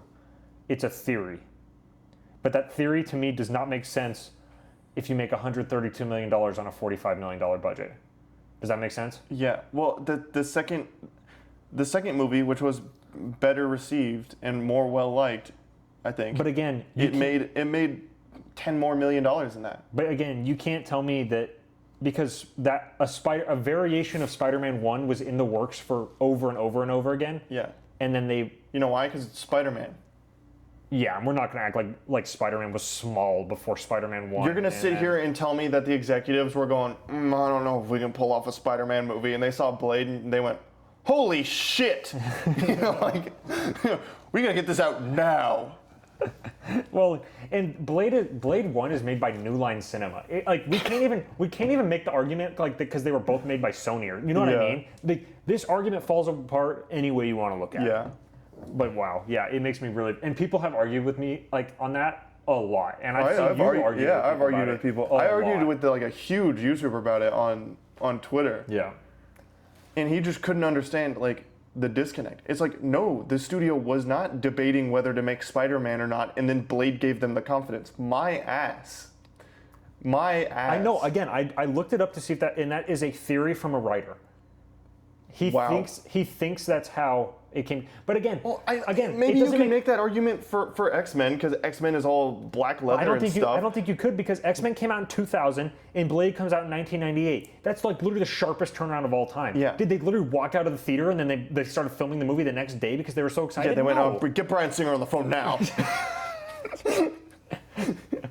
We need to make a shitty X-Men movie. I don't care what hotel he's in, with what little boy. I need him here now. God, he's disgusting individual. Nasty ass. But it's okay, you can't even compare budgets. The Spider-Man 1 so tell me this. They saw Blade make not even break even in theaters on a $45 million budget. So then they said, let's go make a Spider-Man movie with 4 times that amount. and because Blade made 100. I'm sorry, you guys fell for some bait article from some guy who doesn't know what he's talking about. There's just, looking through all this stuff, guys, there's nothing. Dude, that is so funny. Oh my gosh. There's nothing to support this theory other than the timeline that Blade came out before Spider-Man. Yeah. Now, I think the Batman 1989 inspiring Spider-Man 1 makes a lot more sense. Yeah. And I think you could say there's real inspirations there. Mm. I think with the Blade one, I'm tired of it. I don't think it makes any sense. Well, because that was before Batman and Spider-Man are much more similar movie-wise than Spider-Man or Blade and literally any other comic If I remember character. correctly, Blade 1's not an origin story. He's Blade at the beginning. I've only seen it one time, but... No, the movie opens with him rescuing the lady from the hospital. Yeah. And then he exposition dumps the fact that he's a daywalker or whatever. Yeah. God. Dude, this take actually makes me so mad. I haven't thought about it in a little bit, but now that... No, you got me going with that one. I started getting flashbacks of, like, arguing. Like, with people. No, I remember that argument. I remember the guy being like, no, but it came first. Like, it inspired it. Doesn't matter. We can then say Donner Superman if, no comic book movie ever happens without Donner Superman. It's a much stronger case to make. I still don't think it's true. But no, because they would have made it at some point. Yeah. So you can't even say that. No. Again, so like, it's a better... It's kind of like the Oppenheimer thing. Yeah. It's like, you weren't the first choice Oppenheimer, but, someone was going to make the bomb. Yeah. Yeah. I don't know. Dude, someone's going to see this and completely disagree, but... I don't care. You're wrong. No, if you're seeing this and you disagree, you're wrong and you're stupid. I don't know. Get some form of facts to back up your opinion that's not... Again, people... Because I know people like to say this article from this guy, and then I looked at it, and it's bogus. It's a theory. Yeah. There's not evidence. It's a theory. Yeah. It's different studios. It's different types of movie. It's vastly different budget. Mm-hmm. It's not comparable. The tones are not similar. No, not at all. Not even remotely. Spider-Man 1 is more tonally like Donner Superman than anything. What had to have happened is like some exec came out of Blade and he was like, I finally gave a thumbs up. Like, not like his opinion mattered that much, but he was like, I gave a thumbs up because I liked Blade. And this guy like ran with it. He's like, yeah, it only got made because Blade was so good. No, yeah, some exec came out of it. He was like, I don't like comic book movies, but this one's pretty all right. People can't agree on the same thing. Some people say it's because Blade was good that they wanted to make it. Some people say it was because it was a smash hit. Blade also, let me look. It wasn't a smash hit. I mean, we looked. So I know. Like, I'm looking at reviews. Rotten Tomatoes is cool because it takes like newspaper reviews and stuff. Yeah, from back then. Yeah.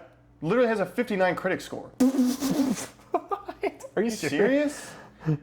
The modern day audience, it has, because these critic reviews are only from back then, but the audience score from like now, culmination, it's not even 80%, it's 78. It's a horrible, for anyone that looks at an audience score, that's garbage.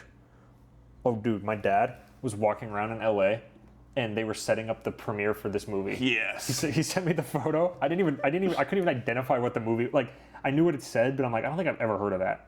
Yeah, let me look at the dates on some of these. Yeah, there's these kids playing on the premiere. But it's a rock climbing wall. Yeah. That's cool. But look, they're getting it all set up.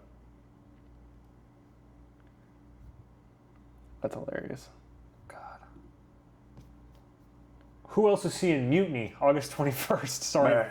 Jason Statham. I thought he had a different action movie coming out, or is that the one? It's hilarious. I'm looking at these reviews from 1998 that they have recorded on here. It's a weird rating score. 3 out of 4. A hyper smorgasbord. What? That's how he described the movie? Yep. Takes itself way too serious. Rotten. Goyer's script is incredibly predictable. Rotten. 2 out of 4. D-. 2 out of 4. Yeah, people did not like this when it came out. No, that's what I'm saying. I think it's just a Most theory. of these reviews, I'm looking at only 1999. Most of these reviews are negative. Yeah, I think it's a ridiculous theory. Yeah, but we've always thought that. Okay, well, this goes deep. If you think that no comic book movies, no MCU without Blade, you are wrong, provably wrong. Well, and it just sucks because that was simply the first one. People are always going to credit it with it, whether it had any impact or not. Yeah. But then you actually dive into it, and it doesn't look like there is any.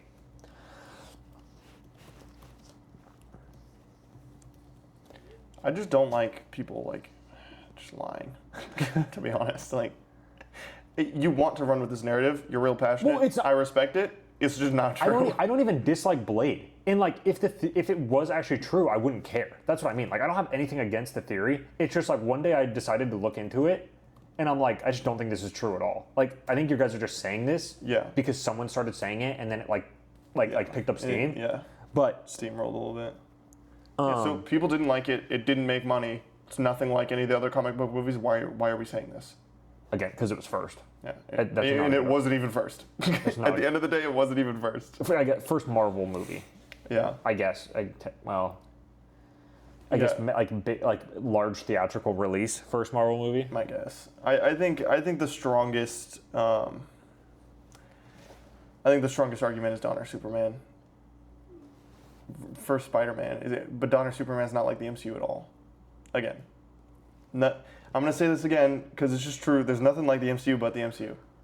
I think the biggest argument for the MCU is that Kevin Feige saw everything on the X-Men movies that went wrong, and he was like, "I can do this, but well." It's literally what he said, and that makes sense to me. Because he tried to fix the X-Men stuff on set, and Bryan Singer would yell at him. Bryan Singer banned comic books on the set of X-Men. God. Didn't Bryan Singer make the Superman movie also? Yes. Superman Returns.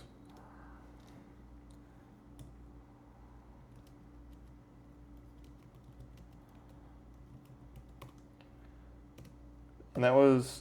Didn't his controversies come out, like, right after that? I don't know when his